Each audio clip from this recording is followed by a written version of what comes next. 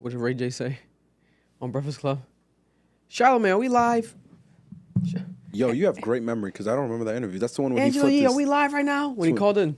No, when he called in, the first one. To say that he's in a rape fab? Yeah. Oh, man. Grape fab. Grape. Fab. I think we're going to be live. Grape. Grape. On Breakfast Club. Man, yo, no, I was like, God, listen. That's a historic moment in hip hop history. Yo. Once we get a little bit deeper, I'll start telling the jokes he made. Pause. Yeah. Wow, pause, yeah. He was about to have some of them dudes deep in him. Pause. That's wild. That's what he said. We are live. Yeah, let's do traditional tradition. Traditional tradition sounds crazy, but Rhode Island artists from the start. Shout out to everyone tapping in Cap Club Ambition podcast again live on YouTube. If you're listening to the playback, we appreciate you. Let's go. Much love from Greece. Appreciate you. She said, nigga, you hot like a coat. And every time my nigga touching her body, she tell me I'm getting a soap. And I put on my goggles, baby, cause I know I can float. And she splashing all over my body, yeah, when I'm staring at tell me what I want. Man, I need both. Let me get some of that pussy, baby, can I get me some All babies, they finna be rich. Yeah, she already know. That's why she asked me to give her a kid. Yeah, while I'm fucking her slow. Let's go. Let's go. Where you want it? Put that shit on your list where you want it. Put that shit on your tits where you want it. Babe, I never miss, but I'm sorry. I got some of your hair. V12 in that pussy, that shit like a rock. We out of here. You the baddest bitch in the room. Who really fucking with you? Like, your bitch. That's Swifty right there, unreleased Swifty. He did a remix real quick to the Tommy Richmond song that is blowing up right now, popular everywhere. $1 Million Baby blew up in 2 days. Amazing rollout for that song. But we are live again. Just sent it to the Discord. Cap Club Ambition podcast. I am Sound, your weekly host with the most. Shout out to Rhode Island, to the world. Tap it in. We already know what the vibes are gonna be this episode. More beef talk, but then a lot of other topics, including Rhode Island news. So bear with us. Noel in the building, co-host extraordinaire. Tap it in. We are live. And then Marloon, co-host, producer, engineer extraordinaire, right there. You already know with the TJ Hunt merch. And we are here, guys and gals, tapping in. New laptop vibes. Trying to get adjusted to it. Hopefully it's going to elevate everything, though. Get more of a streamlined editing process and get the clips going up and more. But also, if you're watching us live, you are all our producers. Make sure to let us know in the comments if we have any audio, video issues, any topics you guys want to talk about, chime in. We do have a call banner that Marlone's going to put up eventually later, and we're going to have you guys call in if you want to call in again. I'm working on the international calls. People were kind of mad, like, oh, we can't get international calls, but bear with me. I'm new to that. It seems to be more of a difficult process to get the international calls. I'm trying to do the Google phone, but it's not really working. But we will get that up and running for you. For now, national calls, American calls. If you have a phone, you could probably get like a VPN app and call in. But listen, you're not taking for granted. We do have a lot of international fans, especially lately. I've been realizing it more and more. Right away, you said Greece commented first. Greece, crazy. 2:55 a.m. In the Party France. Next Door reaction, there were like a bunch of people first from Greece, first from South Africa, first. I'm like, That's love, yeah. It's amazing. So we love all the international fans. You are not taken for granted. Hell yeah. Shout out to you. And also shout out to my boy, Robert. He's doing an event May 4th. Robert Steambox, my boy Rob at Steambox. They do podcasting for children. They're going to do a event called Joyful Rebellion. It's going to be May 4th. It's going to be at the CIC building. What does that stand for again? Oh, CIC? What the heck is that? The SIC? Capital letters CIC? It sounds familiar, but I don't know. I think it's a convention. Let me look it up, actually, since we... Children ain't clothes. No, bro. The guy's crazy. You said something about kids, no? CIC. I think it's just CIC. Yeah, CIC Providence. The exact address, 225 Dyer Street, Providence, Rhode Island. CIC building in downtown Providence, Rhode Island.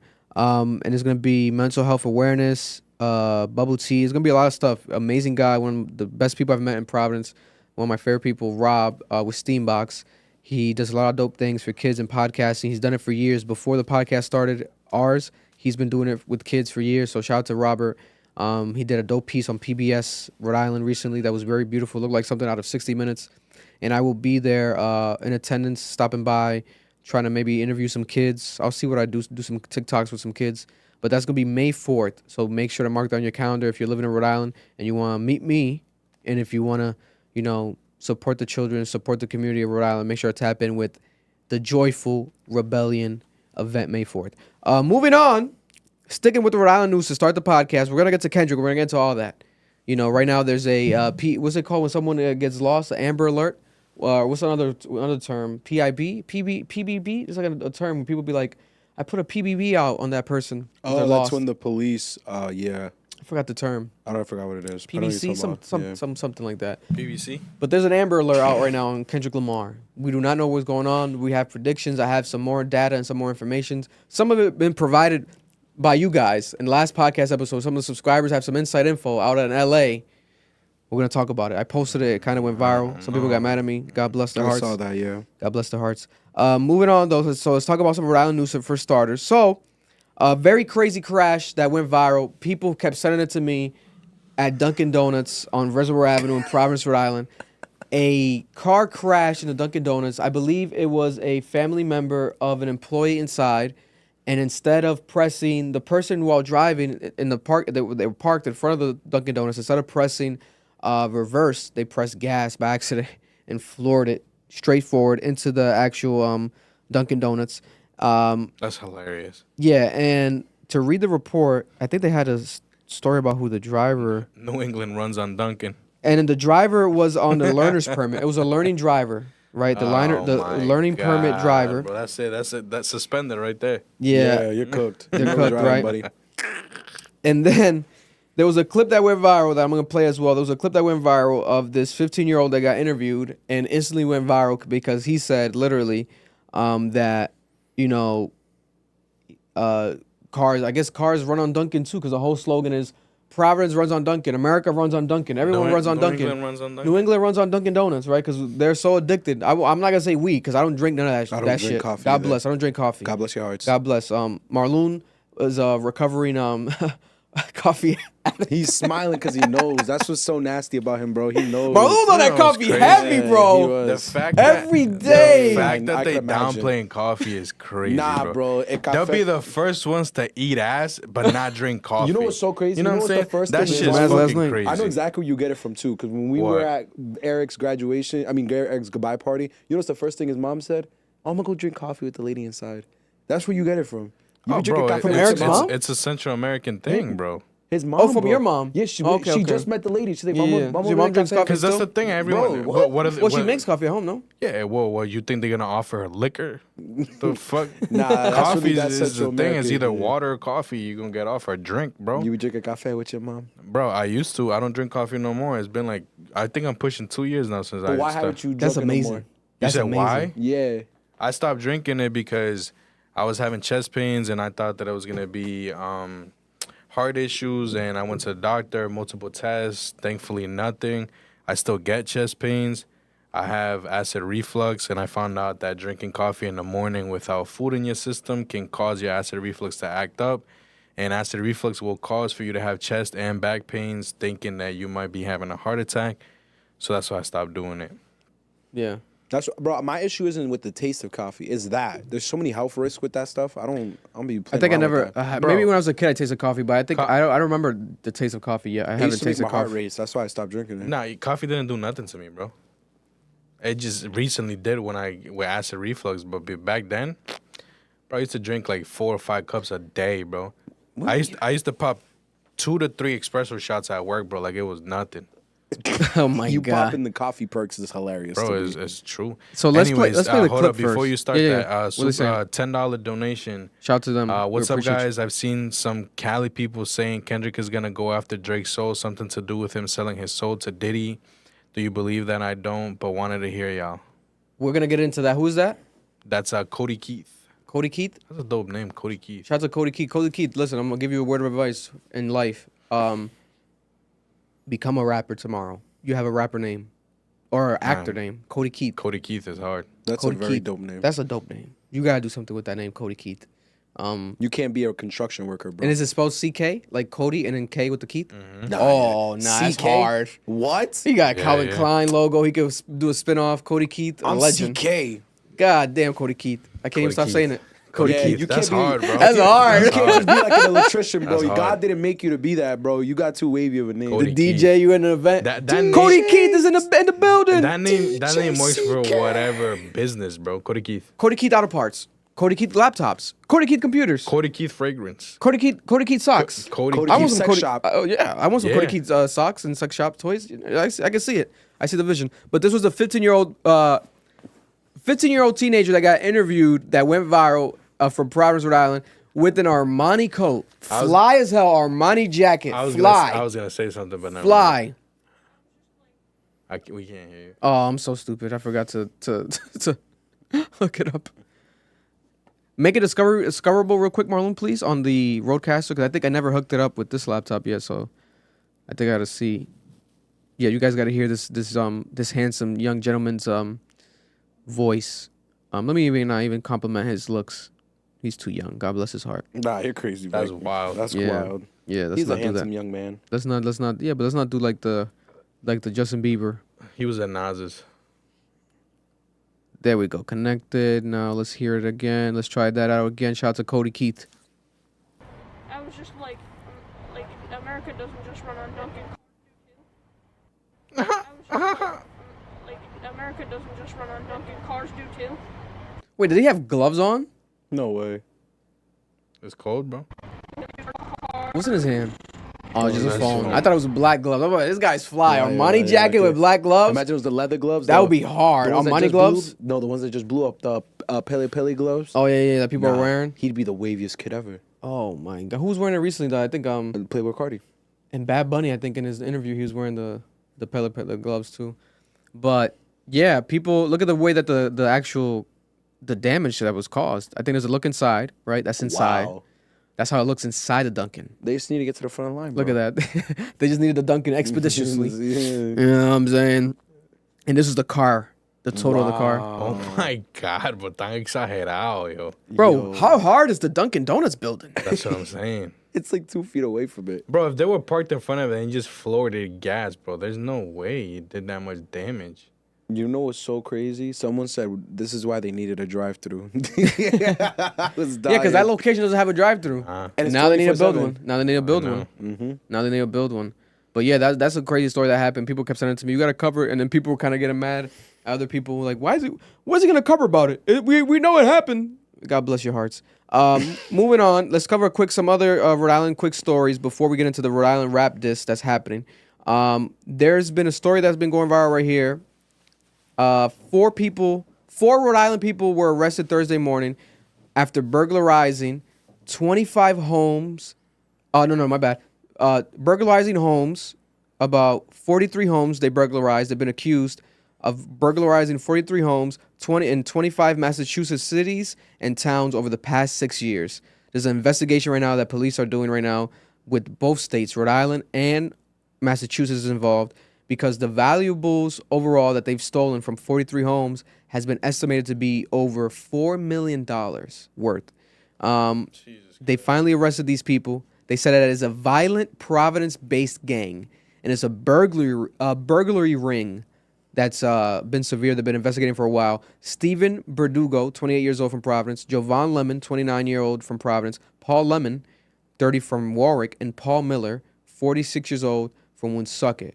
95 counts of burglary and breaking and entering, according to the district attorney, Marion Ryan. God damn. And they said that this ranges from July 2018 all the way until right now, last month, March 2024. They said that the group targeted people of Indian or South Asian heritage, That sounds mad racist. presumably on the belief that these homes had Were more. money. had jewelry and they were richer. That's crazy. That's so racist. They're Asian and Indian. Let's rob them. What They the have to have hell? money. That is crazy. You know how you'd have me if I was a broke Asian or Indian? Oh my My God, God, this is that's crazy. The crimes were very sophisticated and well planned, and they were figured out the right time when to strike. Not well planned enough. For real. Bro, And they would got use. caught. Listen to this. Damn, they would use Wi-Fi jammers.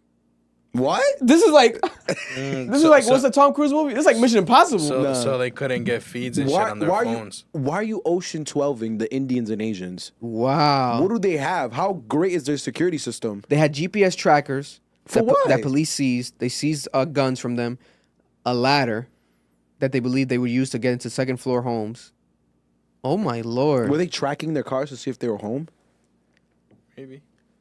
That's crazy, bro. Someone donated $5. It says, "Sound, we need a reaction to Tommy Richmond, $1 Million Baby." $1 Million Baby. Don't ask. We'll get it. I'll give you guys that this week. Did he do a video? I had to double check. So Tommy Richmond is that white artist that was on the Brent Faiyaz song that we reacted to on the Brent Faiyaz album, Upset. That had like a unique voice, and he was with that guy Felix from Van Buren from Massachusetts, the dope group we know, VB. Shout out to VB. Yeah, hit me up when we shouted him Felix. out. Shout out to Felix. So that guy Tommy Richmond, he I guess has been signed to Brent Faiyaz along with maybe Felix from VB, because Brent Faiyaz has a label. I guess it's called ISO, and they've been working artists, helping him out behind the scenes. So Tommy Richmond, that's how he came out of nowhere on that album. But he had the song that had a snippet that blew up, I guess, on TikTok for the past couple weeks. Hard ass snippet. Don't let me, $1 Million Baby. He dropped the song on Friday. Bro, the song is number 10 in the country. Right away. No, I don't think independent. He signed to his ISO is under something else. Or whatever Brent Faiyaz is under. But you check it out. $1 Million Baby. Bro, number 10 in the country they're estimating is going to be on Billboard. That's crazy. That's impressive, especially because Taylor Swift Especially because Taylor Swift's already in top 10 this week. Top 14, they right? They just mentioned that right now. They said, how do you feel about Taylor occupying all 10 spots? It's all 14. It's the first time ever. We're going to talk about that later. I have all the stats for Taylor Swift.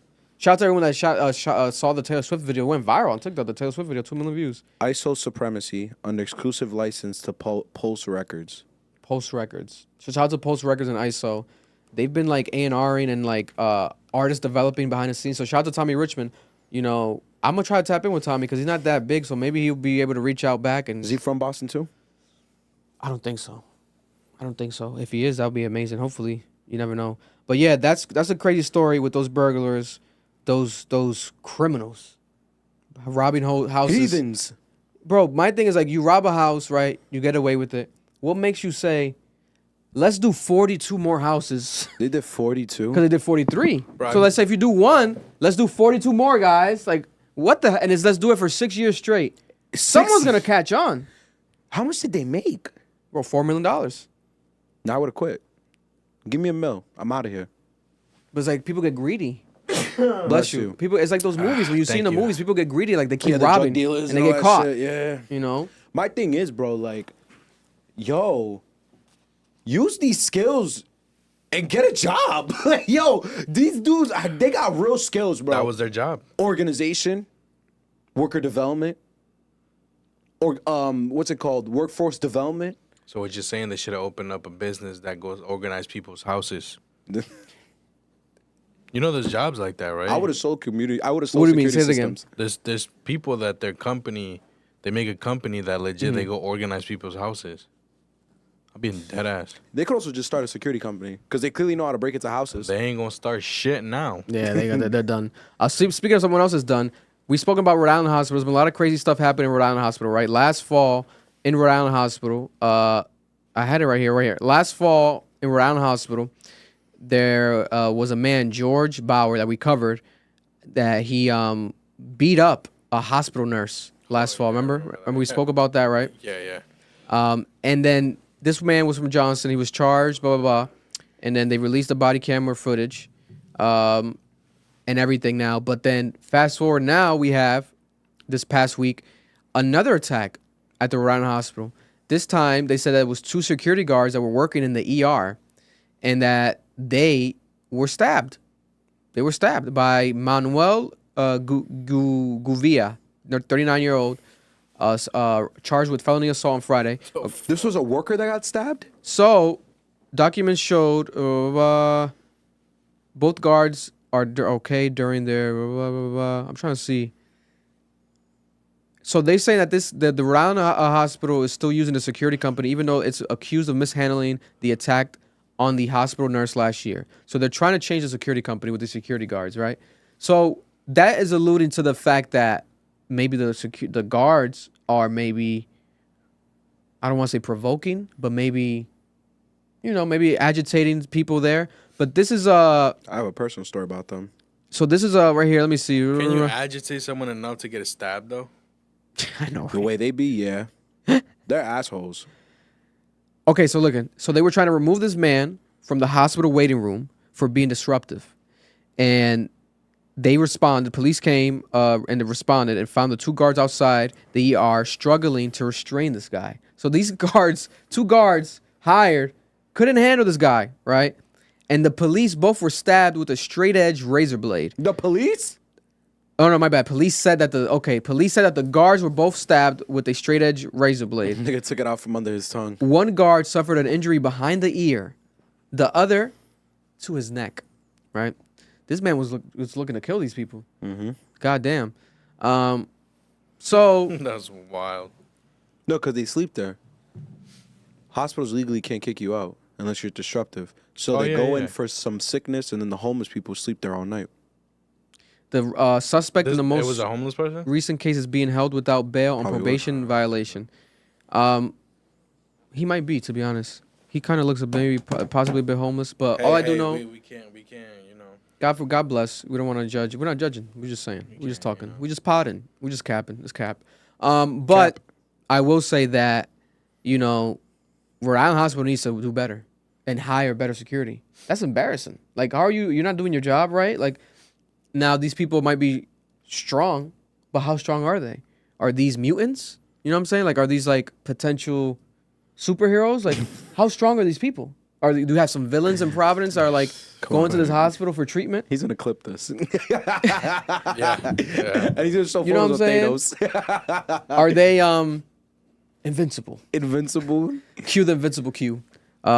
But moving on, is this the last topic? Yeah, the last topic. Oh, before we get to the rap beef that's happening in Providence, Brown University right now is under fire Oh man. because Why is it not?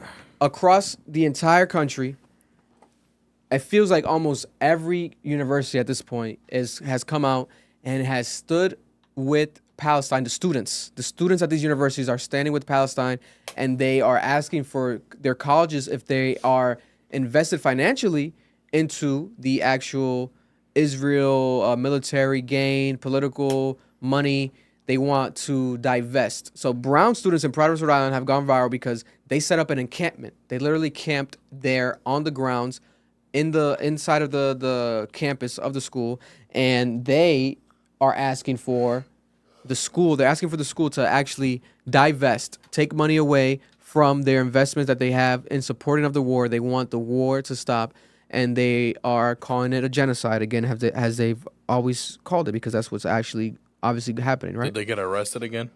So Watch this. Brown president Monday today sent another letter to the protesters that camped out at the College Green, hoping that that the day-long demonstration to end, because did they do it today again? I think. Yeah, they're doing it. They've been doing it. They've been doing it every day. Yeah. So they started over the weekend, and they've been doing it day to day. The students in Brown and Providence, Rhode Island, with the encampment set up, right? And there's been encampments in other parts of the country, in other states, where antagonizers arrive and they start yelling at them. There was one I saw that went viral where like this guy spit at the protesters, and like he said the N-word, and like he was like heated. I'm like, what the hell is going on? There was one woman, Israeli protesters. She was like, the people Hamas are gonna rape you. I hope they rape you. Grape you. Grape. We love grapes. We love grapes. We love grapes. But yeah, so dozen students set up. So this happened since it's about to be a week. By the time that they see this clip, it's going to be a week of students encampment. They set up last Wednesday morning to speak out against the violence in Gaza and support Palestine, and they plan to stay until the university agreed to meet their 2 demands.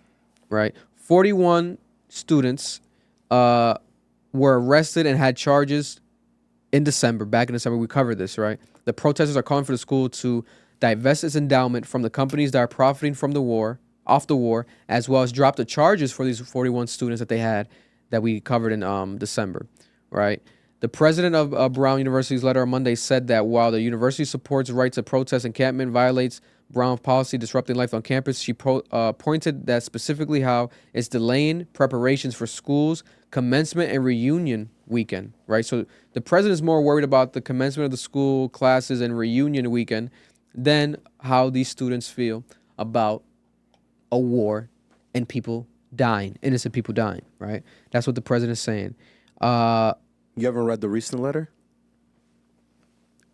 That What does it have? Ayawa posted. Read it, because I think it's this, but like WPRI, shout out to WPRI, they're breaking it down into segments. So yeah, so what's the most significant part that you saw? She will not be dropping the charges against the 41 students, primarily of color, who were arrested for their peaceful protest. Shout out to Araya for this. I'm sorry if I said your name wrong, bro. Occupation of her office and advocacy for Brown, divestment from Israel. I can't say that word, God bless. Ostensibly on the basis of president, blah, blah, display. Okay, here it is. So 20 Jewish students were arrested for the same protest, right? Mm-hmm. She dropped those charges against those 20 students. Oh, she did? Yes.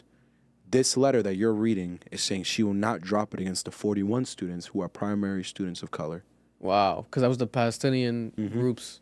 Oh, my Lord. So, yeah, there were Jewish students that did the same protest a couple weeks back. Yeah, after. It was after that first one. And those students are fine. They're not going to be charged, but she will continue to charge these 41. Yeah, it seems to be a very disappointing time for the leadership at Brown, from the actual faculty and staff. The students are speaking out, and it feels like the staff is just more worried about their political and financial gain and not paying attention to what the students that are attending the actual school have to really say and care about. It's unfortunate, but it's going to be corrupt like any major system is. Listen, if the president of Brown is watching and listening to this, I invite you to come up here and speak your piece on camera and be interviewed by me. So you're more than welcome. She doesn't like me. You know, but that might not happen, but open invite. God bless. Open invite. Hey, I told her Brown's gentrifying communities, and she said goodbye. So what's happening right now in Providence, Rhode Island, there's a rap beef, guys. There's a rap beef real quick to cover before we get to the real rap beef that's happening with the major artists across the world. Shit. There is a rap beef happening in Providence, Rhode Island. You know? So there's a rapper, shout out to Slitty 401. He's shown us love before. He got us tickets to an event before.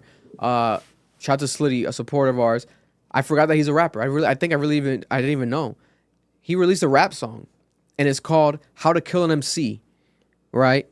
Slitty, and it was, I think he changed the title, but the title originally said "PVD Diss Track," and it's a diss track to, what do you send me? I sent you the original track he's responding to. Perfect. The Koogi sent me that too. He downloaded it. Yeah, because Koogi was ready. So someone else. Okay. So the reason why he started dissing people is because that diss track that I sent you was the original one that dropped a couple weeks back on the 16th, and he heard it, and that's why the album covers the same font and color. Oh. He's responding back. Yeah. I heard that one too. He did mention his name. He was torching everybody. So then that was Slitty's response. But for some reason, Slitty decided to also diss Koogi, which I couldn't understand why. Yeah. So this guy. Okay, I see it now. So this was the original track. So originally a guy dropped a track. It says almost 2 weeks ago, Big True. And this is I can't even read this title of the song, bro. How to diss. Yeah. And it's a diss track, and it mentions this rapper in Providence. So then now this man has responded, Slitty, and it's called How to Kill an MC. And there's a part that I'm gonna play where he disses one of our friends, Koogi. Shout out to Don Koogi. I don't know where he says fuck Don Koogi, right? Fuck Don Koogi. I'm like, damn, I gotta hear this song. Did he say fuck us too? Yeah. Why you say fuck me for? You know what I'm saying? Be dying. What did he say fuck me for? You know what I'm saying? What did you say fuck me for? Like, what's going on in Providence? Rappers are beefing, right? What is going on? And they're beefing with the media too. This is Jesus crazy. Christ, right? And then we go, and now we have a real version, which we're gonna play. We're gonna play it on the speaker. I'm gonna connect to the Bluetooth real quick. Before you do that, Yeah. Super chat, $5, Jarrell Anderson. Appreciate you. Shout out to Jarrell. What up, Cap? You guys keep up the good work. I'm torn between Drake and Kendrick. I respect Kendrick's artistry, but Drake has so many bangers. Oof. You're We're gonna get to that. You're not wrong about that, but Shout out to you, Jarrell. We Kendrick's love still you better. and we appreciate you. We're gonna bring that up when we talk about that topic in probably a couple minutes. It's gonna be quick, real quick. So there's a Providence beef, right? I think I have it hooked up. Let me know if you hear it, Mar.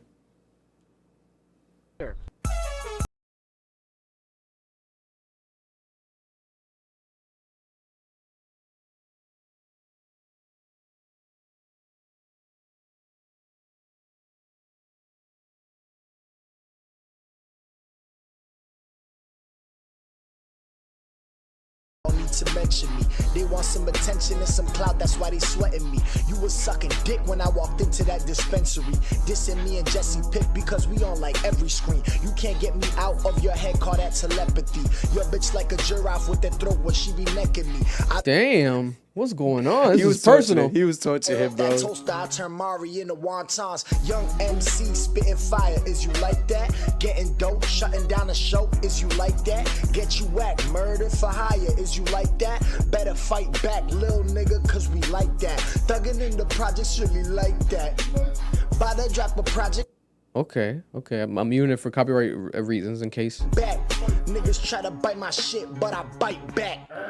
Hey, these niggas try to disrespect me because they know that I'm the best. They try to siphon my success. Okay, let's get it, bro. SID, the only one with that check. Knife to your throat. If you talking out the side of your neck, I mean, no.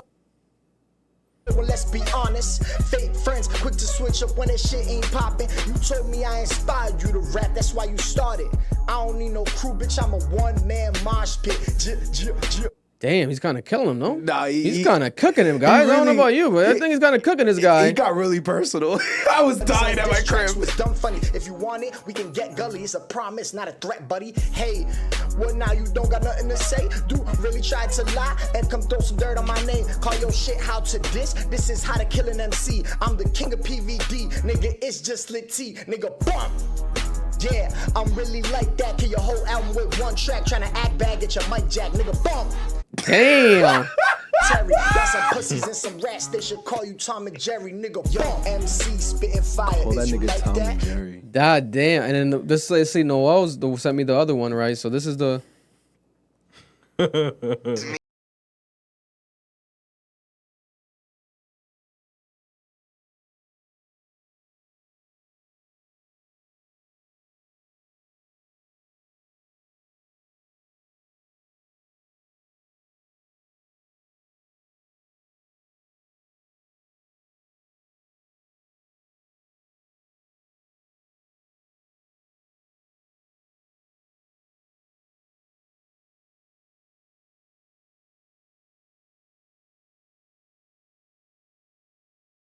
To be rich That's it. is You me. didn't clip it well.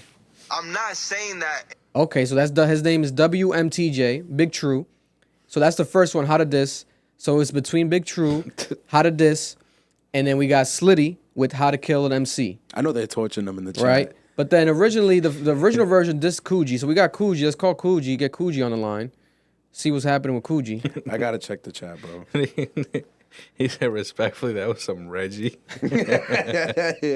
None, both mid. Yo, can we hear him? Can we hear him over there? Nah. Koogi, talk real quick. Let me see. I think I'm gonna have to put on speaker then. Fuck Said it. man stressing Hello, every can you syllable hear me now? like he got his molars taken out. Yo, I think that's what's about to happen. He should. Hello? can you hear me? I can hear you. Can you hear me? Yeah, I can hear you. Perfect. What's good, gang? Oh, so we got Koogi on the line. Round of applause real quick for Koogi. You know what I'm saying? Yes, he's right. We live on YouTube right now. Live on YouTube discussing, 2024's first PVD diss track battle. And you are one of the That is victims. crazy. We got one of the victims, but then, shout to Slitty, but he did pull a J. Cole and delete, he deleted the diss track and then re-uploaded it, but you're not on the re-upload version. What is Koogi's reaction to this? What's going on, Koogi? Yo, so You're such an this is so instigator. funny. I'm so glad you're making this feel like Hot 97. Shout out, round of applause for Victor, please, because this nigga's amazing. Listen, you sent it to me. You gave me the idea. I had to. I'm like, I gotta do this. Bro, you're the first person I thought of. But so like we kind of like squashed it or whatever. So I'm not gonna talk crazy about him, but I will just tell you like my immediate reaction. Nah, talk crazy. So one of the homies sends it to me, and keep in mind he had me blocked. So like I would have never heard this record unless the homie sends it. Wow. And he's just like, yo, what do you think of the diss that he did to you? I'm like, what are you fucking talking about? I'm like, nigga, it's 10 p.m. and I'm smoking. Like, what are you talking about, twin? Yeah. And he sends me the record, and something told me to save it. I don't know why. Cool, I wanted it because the drop, because it's the way he said fuck Koogi. I'm like, I'm using it on the podcast. Yeah. But I was like, let me just save this, bro. Let me just save this. I've never been dissed before. Yeah. You know what I mean? Like, this is monumental. But I was like, if you want my opinion on the song, she was trash. But he's getting better, so that's good. Yeah. That's good.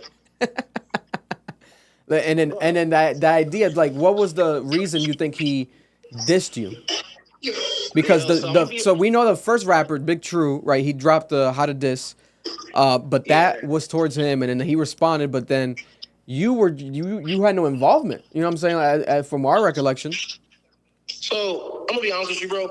I feel like, and I'm sure you suffer for this as well because we're from the same place. You know, when you get a platform and you provide opportunities to other artists, creatives, and whatnot, there's always going to be artists and creators who feel like you're leaving them off because you might have just not gone to them, or it might just not align with your vision. Like, I'm sure there's a million people who DM you just don't feel like you need an interview. Same applies to having a hip-hop website. So it's like, there's a lot of artists who I've had differences with off the strength of, like, I just don't like the fucking music. Like, and I can't sugarcoat that. Like, you can't pay me to post things I don't like. That's not how my mind works. Facts, yeah. So there's that Rhode Island mentality where it's like, these niggas don't fuck with me, they're blackballing me, So I feel like because of his words where he felt like I was blackballing him, but it's like I told him straight up, I was like, I don't really care, like, to blackball you, bro. Like, I don't like your music. Like, just because I'm not posting on the Daily Note doesn't mean so and so aren't gonna put you on their platforms or whatever. Like, I support everything Rhode Island, whether I like it or not. You know what I mean? Yeah. There's a lot of artists who I'm not huge fans of, but if I see this shit, I'm gonna repost it. But it's like, that doesn't mean I need to put you on my platform. No, so I think it kind of stems with that. And then I also made that 50 the top Rhode Island list or whatever, and that rubbed Slitty and a few other artists the wrong way because I think he originally made it. So I made my own. I was like, fuck it, like, it's a cool idea. There's a lot of artists that I'm really loving, and I kind of made mine more than rappers. Like, I put like Hennessy was on this list. Fucking 20T was on this list. Like, I put like my favorite artists from Rhode Island. Yeah.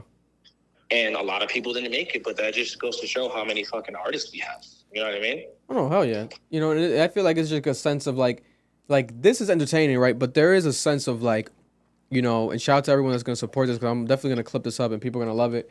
But it's going to be like we now that people are caring, let's say, about like, wow, there's like a Providence diss, like there's rappers dissing. It's like, then you should look out there, if you guys are listening and watching, there's a lot of amazing rappers and artists and singers from Providence, Rhode Island that you should tap into.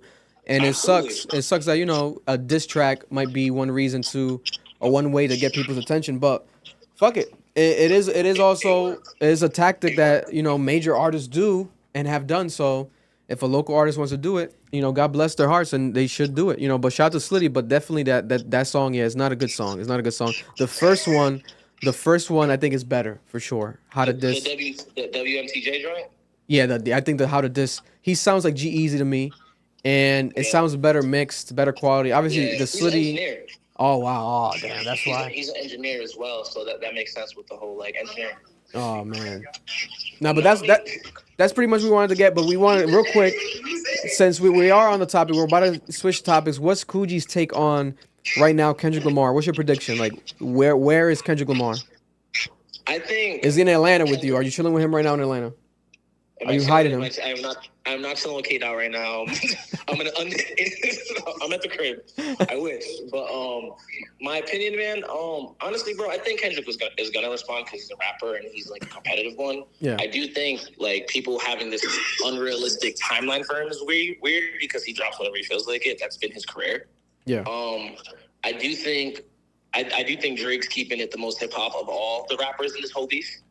Yeah. Not including like Future and Metro because they're obviously doing the whole album, but like I think Drake's like the one that's keeping it very hip hop, kind of treating this like the Meek thing where he's dropping records and just kind of on his head top. But Kendrick's gonna respond. It's gonna be a well thought out response, and I think it's gonna make Drake rap. I think this is great for hip hop, honestly. Like all bullshit aside, like it's not gonna get violent. I hope. Like I heard about the Weeknd's manager. I hope it has zero connections to this. But like, my best friend says is Drake. But I say all that to say, like, if this shit just keeps it straight hip hop, we're about to get a really great. We're not even in the summer yet, bro. Like we're still in April. Facts. That is true. You know what I mean? Like this shit's warming up, so I think it's gonna be a really long summer. Also, just prediction. I think we're gonna get that Gangsta Girls Push project soon, and I think that's really gonna take it to the next level. I think Pusha T is gonna drop a project this year. So if he does, regardless, I think he has to. You would think maybe mention Drake and like throw another shot, because of what's going on. That would be crazy. That would be insane. Yeah, no, I think it's going to be a phenomenal summer, but I think Kendrick's going to respond. I think it's going to be a well-thought-out response. I think it's going to be one that you can't tarnish Drake or anything like that, like especially after all the shit he's been through. Yeah. But I feel like he might get another black eye fucking with Kendrick. Like, wait, my best friend Christy, who supports the show, and so's my nigga Michael. My nigga be driving a lot. Yo, all the homies love the show. Yo, good. Yo, shout out to Christy and Michael. You've been killing shit. We proud of you, bro. Shout out to Christy and Michael. Facts. She said, "Have you heard about the Kendrick theory?" So what's the Kendrick theory? So the Kendrick theory is that Kendrick's girl had a baby with a bodyguard, and that they're not sure if Kendrick's kid is his, and Drake knows that, and this is why J. Cole kind of took his shit back because he knows how far this shit's gonna go, and he wants no parts. Oh shit. Listen, I there's some percentage of probability with that actual take because, and that's why Kendrick's not responding. There's a theory. People are saying that Kendrick is not gonna respond. I saw some people say that. But why would you throw a shot knowing they know that? That could be that don't make sense. But maybe he didn't know that. Maybe Kendrick had no clue. That's the point. But if I have that deep of a skeleton in my closet, I'm never speaking up. No, but maybe Kendrick didn't know. But how did Drake know if Kendrick didn't know? But that would be a Pusha T type of situation. You know what I'm saying? Where it's like, no one in the camp knows. Only, I guess, 40 knew. And Drake never told nobody. Damn. If that's real, that's crazy. Nah, that's crazy. Yeah, that'd be insane. She's about to get really ugly because these niggas just don't like each other. It's 10 years of dislike. You know what I mean? That's crazy. That's crazy. It's 10 years of niggas not liking each other, and I think they're ready to just take the gloves off already. Listen, but we're going to get some fans to call in. I love you, bro. Be safe out there. Shout out to everything you're doing out in Atlanta. We definitely got to chop it up soon. Event coming this summer. Koogi and CA teaming up for something for the city. But no context. Yeah, man. We gotta get Slitty on we gotta perform, bro. He gotta perform now. He gotta perform the song, bro. He gotta perform the original diss. And the beef, Jay-Z now shit. Yeah, you gotta shake hands with him on stage, end the beef in front of the public. You know what I'm saying? Now he gotta start the song with "Fuck Koogi." Yeah, you guys imagine he starts a song saying that. That'd be crazy. That'd be insane. Yo, you know what? We can do the Larry Hoover concert. Fuck it. Yeah, a Larry Hoover concert. Yo, I need you in the picture, like with your thumbs up, like him and shit. Oh my God. Have a good night, family. You as well, bro. Be smooth. Be safe. Likewise, brother. There we have it. Don Koogi, tapping in. But yeah, man, let's talk about it. I have more situations when it comes to Drake's take. If you guys haven't heard specifically what's been going on, this is confirmed, by the way. So let's get to it. There's been confirmations right now through people that have spoken to Drake have said. Hold on. Well, what happened? Say it again. People that have spoken to Drake. Spoken. Oh, sorry. Because I know you're gonna clip this, so spoken. Sometimes I like it like how it's wrong, because it does two things, right? It confirms that people are actually listening and watching, especially if there's a grammar error at the end of the clip. Yeah. And it also gets people to talk. Yeah. Because they might not care about the topic, but then they'll make fun of because I think I did it with you did it with every with the baby name. Right, the baby. But I said it on purpose. Like the baby was 4-month-old, but I'm like 4-year-old month or 4-month-year-old. Yeah. And You mentioned comments year laughing when it was months, yeah. Yeah, but I'm like, okay, hilarious. But anyways, so people that have been people that have spoken with Drake have been saying that Drake specifically has been waiting. We kind of alluded to this in the past, but it's more specific. Drake has been waiting for Kendrick Lamar to drop and actually diss him for 10 years because he's felt the tension ever since Controlverse. But on top of that, he's been hearing that for about 4 years specifically, there's been a Kendrick Lamar song towards Drake that has been rumored to drop, that he's been waiting for it to drop, and there's been tension with him, and they kind of try to end the tension at a concert that Drake was pictured in 2020. I think it was at the in LA or in Toronto, and Drake was there showing support for Baby Keem and Kendrick, and it was kind of like a distant, like Drake was hidden in the, he didn't go backstage, he was kind of like in the crowd, right, just trying to support for Toronto. But people are saying that was where they kind of squashed that energy, allegedly, right? But now we fast forward to everything that's happening with this beef. Drake has not stopped trolling Kendrick Lamar. He just posted a photo wearing a Compton College, Community College of Compton, a Community College Compton vintage shirt. You can't even find a shirt. Like, it's like I had to go on Grail to find one. I think it was sold. He probably bought that one too. And it's the old Compton Community College logo. And they're saying, there's rumors that Kendrick Lamar's wife, Whitney, went to Compton Community College. And he was wearing, I think, a Tupac chain in the photo that he posted, right? So it's like, what is going on? Is this like a dig, another reminder of like, hey, I can take it there. I can take it personal. Or I have that, what did he say? I was really, really trying to keep it PG, but I can take it to where, and we just had Christy, shout out to Christy from ATL, works with Koogi, friend of Koogi. She's dope. I've seen her support on social media. Shout out to Christy. With that rumor of like the baby not being his, etc. Because we have to be honest, right? Where is Kendrick Lamar? Kendrick Lamar has not even hinted at a response. We have confirmation, allegedly confirmation, which is a hypocritical sentence, right? 2 words back to back that mean the opposite. But a fan, and let me shout them out because I want to get them some attention. This is a subscriber of ours. Shout out to them. You know. Hold up. I thought Drake posted something crazy right now, but he didn't. He's just celebrating. For those who don't know, it's been the 6th year anniversary of Views. 6th or 7th year or 8th year. No, it's the 8th because it came out in 2016. 8-year anniversary of Views, the Drake album. Round of applause for that album. Amazing album. Amazing album. Love it. Amazing album.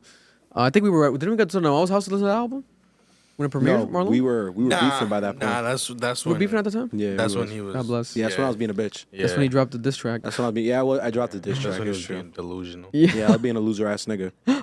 Bless. Yeah, I own up to it. I always own up to my mistakes, man. I was being a fucking dweeb. So we have a subscriber. Bitch ass nigga. Yeah, He we said, love yeah. you. We love you, bro. Love you forever.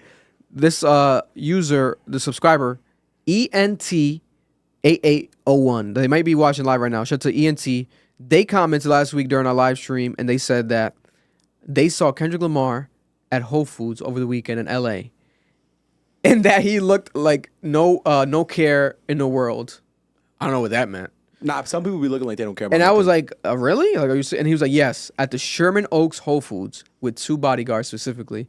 Then someone else commented and said that I believe this because I've seen him at this actual Whole Foods in the past. People that live in that area, allegedly, right? So now people are like, some people are mad, like, oh, why are you even posting this, blah, blah. First of all, I can post whatever the fuck I want on my account with our fans and whatever the fuck our fans want to support and say, whatever.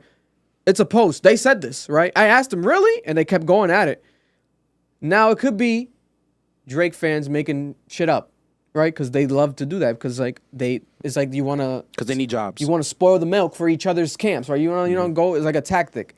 But there was people from LA that commented saying that they've seen Kendrick in the LA shopping out and about, so they believe that this is a possibility. First of all, if I'm a millionaire like Kendrick Lamar, Grammy winner, Pulitzer Prize winner, I am not going out grocery shopping with bodyguards. I'm not going out grocery shopping at all. I'm sorry. Maybe it's like a humbling experience to remind me, oh, I want to be normal again. Bro, if I'm up that much money, Grubhub, Amazon Fresh, GoPuff. You got money, bro. Everything. Why would I go grocery shopping? It's like that alone is like not believable. But then Kendrick Lamar might be the type of guy to go grocery shopping on some J. Cole shit. He doesn't act like a fucking millionaire, bro. You know, exactly. So it could be. Neither of them do. Right? We know what he's gonna do when he becomes a millionaire. So then people we might not even see him.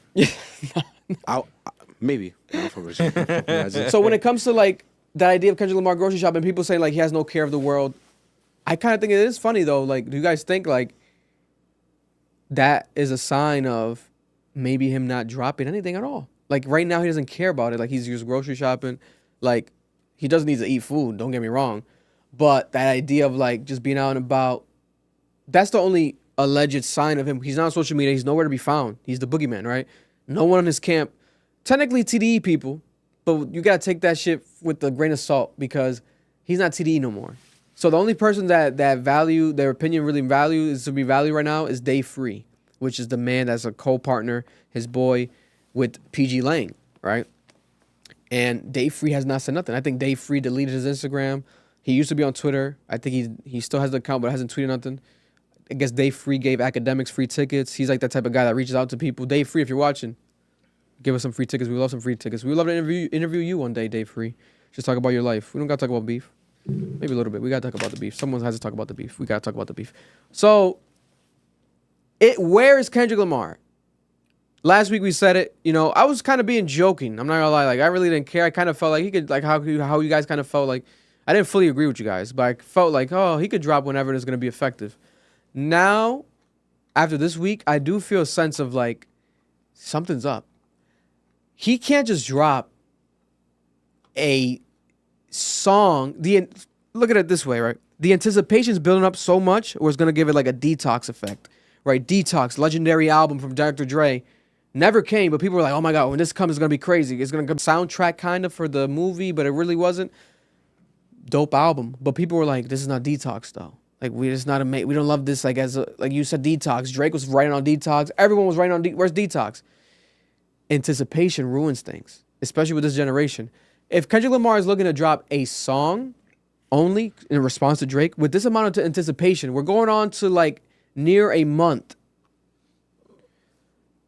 It has to be arguably like the best like diss record of all time. Why? Because Drake is ready. Drake is ready to respond right away after that. And also, Kendrick Lamar can't drop 3 diss songs in one take, an album worth of diss songs. It'll be overkill. Like, it could be good, like, oh, good music, but people would be like, what the hell is this? Like, it's almost like the Joe Budden, like, people liked it, and you revisit it, dope. But in the moment, it's like overkill. Like, Drake only subbed you in a song, Joe. He didn't even drop a diss song yet. Like, why are you doing 5 diss records, right? Even though they were dope as fuck. Because he was on pills. Yeah, he was pillhead. He was perkhead, you know, Perk Joe. But like, think about that, right? Because people keep saying like Kendrick Lamar is gonna drop an album. Joe Perky. Why would we get a Kendrick Lamar album right now? And if we get it, like, are we gonna want it? Like, is it gonna be like? And I was talking to shout out to Jasper, our boy Jasper Maccash. Jasper was like, baby, you gotta get ready. Baby Keem's gonna be on it.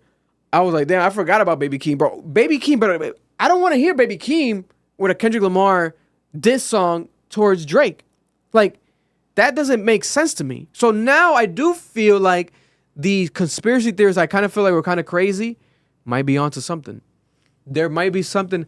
If Kendrick Lamar is not going through something personal in his life, that he just doesn't care about this right now, right? That happened at this timing, bad timing, right? If that's not happening, maybe it is something personal that Drake knows and Kendrick is kind of backtracking. But it wouldn't make sense. At all. It still doesn't make sense. At all. But he took 5 years to drop an album. That makes more sense. That made more sense. Now a diss track. Why are you taking so long to drop it? It doesn't make sense. Something's up, right? Something is up. What's your take, Noel? He took 6 months to respond to first-person shooter. If the theory is right... If you want to start it there. If you want to start it there. If the theory is right, and Cole reached out and said, hey, I want you on this song, which makes sense because that's something Cole would do. And then Drake said, I don't really want him. And then Kendrick said, yo, I don't even fucking like this nigga. I haven't liked him for 10 years. And they name-dropped him and that frustrated him. Why would you wait 6 months? It took him 6 months to write that verse. Like, come on, let's be for real. It didn't take him 6 months to write that verse. I think what's going on is this is a rollout for an album. And when I started to really sit there and think about it, I'm like, why regular album? Yeah. I'm thinking like, why would he roll out an album off of beef? And then I really started thinking about it. I'm like, when you look at Kendrick's discography, what more does he have to talk about? Yeah. What else is there to talk about at this point except this one conversation? Society. Yeah. Because his albums have always been an array of things. Compton, his upbringing, his current life as a father. but he's never really got into the thing he hates the most: media, Yeah. the social shit, the gimmicks, the industry. He's never fully got into the industry. How of a better rollout would it be then to beef with the one nigga you dislike, who is the model figure of the industry, of social media, of this culture that you hate? Drake is the king of it. He is the king of media. He is the king of the industry. He is the poster boy of it. There is no better rollout for an album that is designed to criticize these things than to start a beef with the poster boy and drag it all the way into your album drop where you are now responding back to him. And people have done it before. Bro, Jay-Z put his diss to Nas on his album. So did Nas. Even recently, y'all forget, Scorpion was only, 10 songs originally? Yeah. It went to 22. Something around like that. Why? The chat saying you're onto something. Because, what did they do? They added 7 songs where he's dissing Push and he's dissing Kanye. It's not unheard of for you, if you already have an album now, it's not unheard of to wait until the album drops to give you the diss track because it helps the promotion of the album, which Kendrick doesn't need. But if it's the theme of your album, what hell of a fucking rollout. Because my beef is this. If I knew my girl was getting smashed by my goddamn, security guard, and I'm not sure it's my kid, and he's rich, so he can easily go get a fucking DNA test, why the fuck would I wait 6 months to antagonize a man who has an infinite amount of resources because he's wealthy as shit? He's the richest nigga in the industry when it comes to rap. Why the fuck would I pick a fight with him when I know my home is fucked up? Why would I do that? It wasn't like he responded on some emotion. He responded 6 months later, Vic. You're telling me that this nigga knew that his family was fucked up and he decided to poke the bear? Come on, bro. Y'all can't run that theory to me. That don't make sense. He's not that dumb. I'm not gonna try to cut Lucifer's head off, and my house is fucked up. You know what Lucifer's gonna do? He's gonna pull nigga, that's like trying to kill Thanos, and he got all 5 Infinity Stones, and you don't even have the Avengers. It's just the Hulk. You saw what happened to the Hulk? He got thrown around. He got cooked. That nigga can't even transform no more. That's stupid. That don't make sense, bro. You know the nigga's Thanos. Shout out to the chat. We got some Bloods and Crips watching in the chat. Oh my God! Allegedly. What's up, Pyrus? What's up, The Crips? Pyrus are in the chat. Listen, Hilarious. shout out to my boy Alex Werdo. That's my boy right there. He has the Mic Drop podcast. I was on his podcast before. I'm gonna read some of Alex's chat. He's talking about what Noel's saying, right? So he said, let's see where it got good right here. Where you at, Werdo?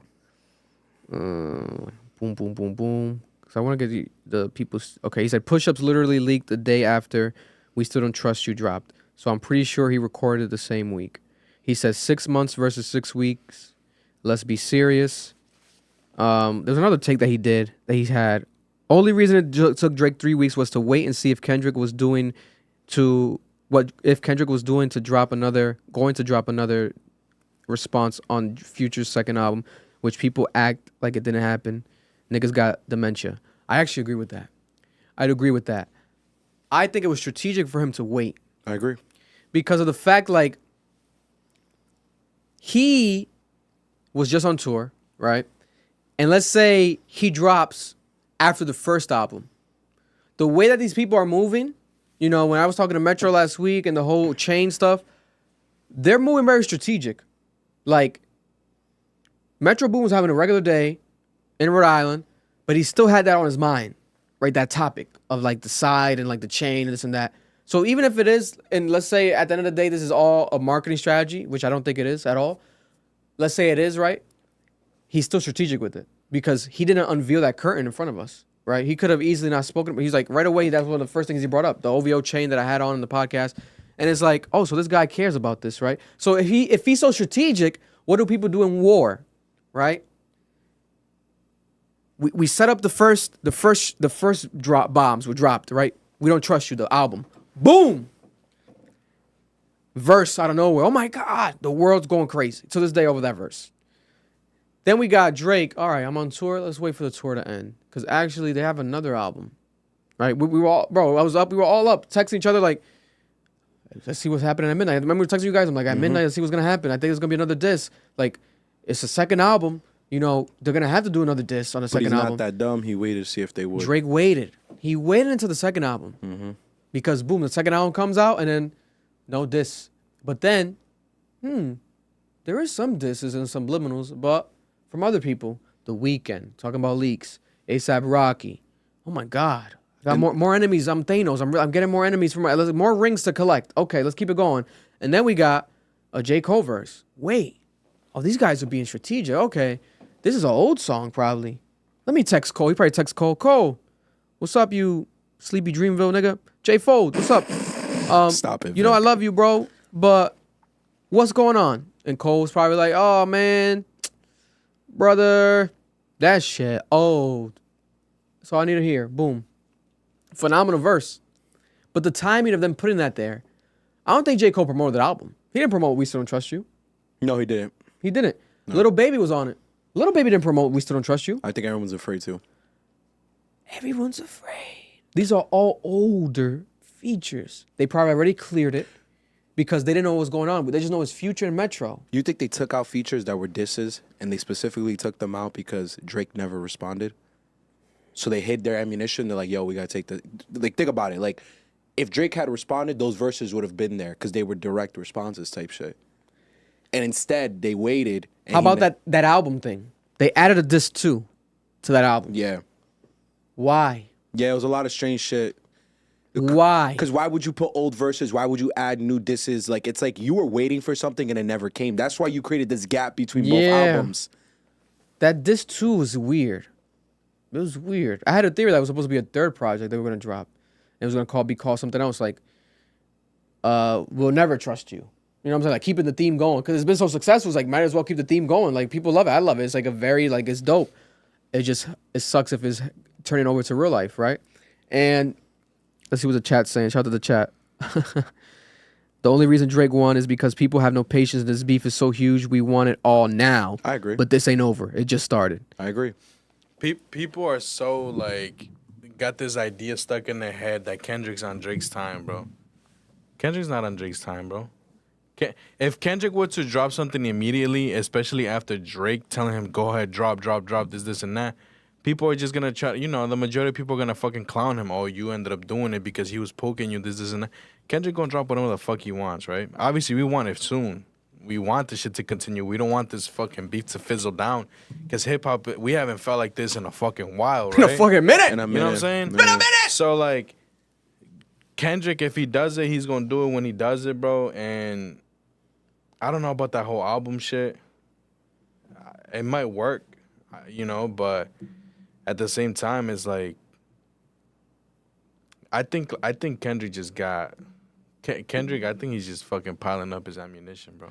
I You know also, what I'm saying? I seen this on Twitter. It was a really good argument. Yo, no bullshit. And I would see this from Kendrick's perspective because this is gross. I don't think Kendrick wants to be associated with these niggas. I don't think he wants this reputation that he's a part of this pile-on, that he's a part of this group Martinez, that's trying to take Drake down. Dick Rider. Keep going. I think in Kendrick's mind, he wants to separate himself from the group now because, yo, if I'm coming for the head, the fuck I need all you niggas for? Yeah. I'm him. I'm a battle. I'm a rapper.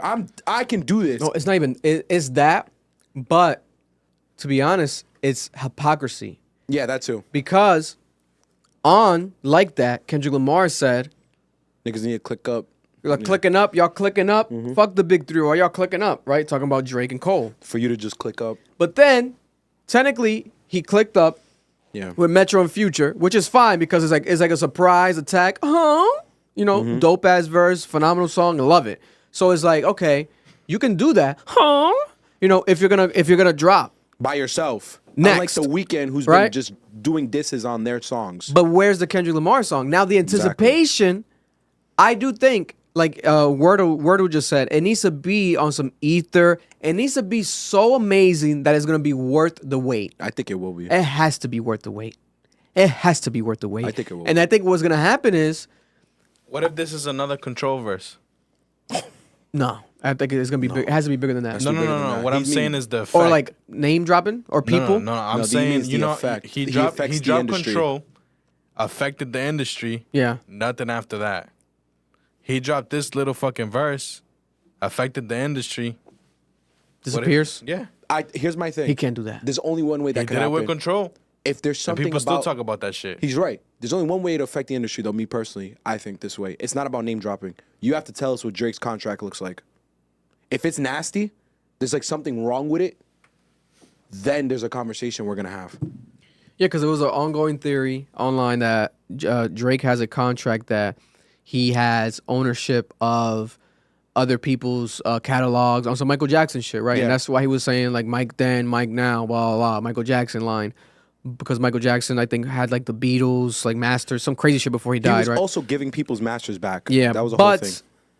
I don't really think that narrative is really true. I think Drake just has an amazing contract because he's Drake, and he told them, hey, he told Lucian, I'm gonna go either independent or you're gonna pay me a bag and you're gonna cut me a bigger a slice of the pie. Yeah. So I think that's what's happening.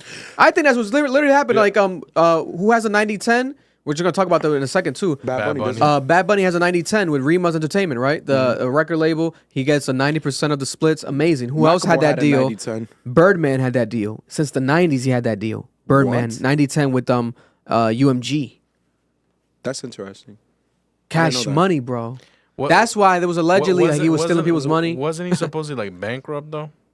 Birdman, no. No. Wasn't that the reason why he wasn't? They were saying like he wasn't paying people and shit.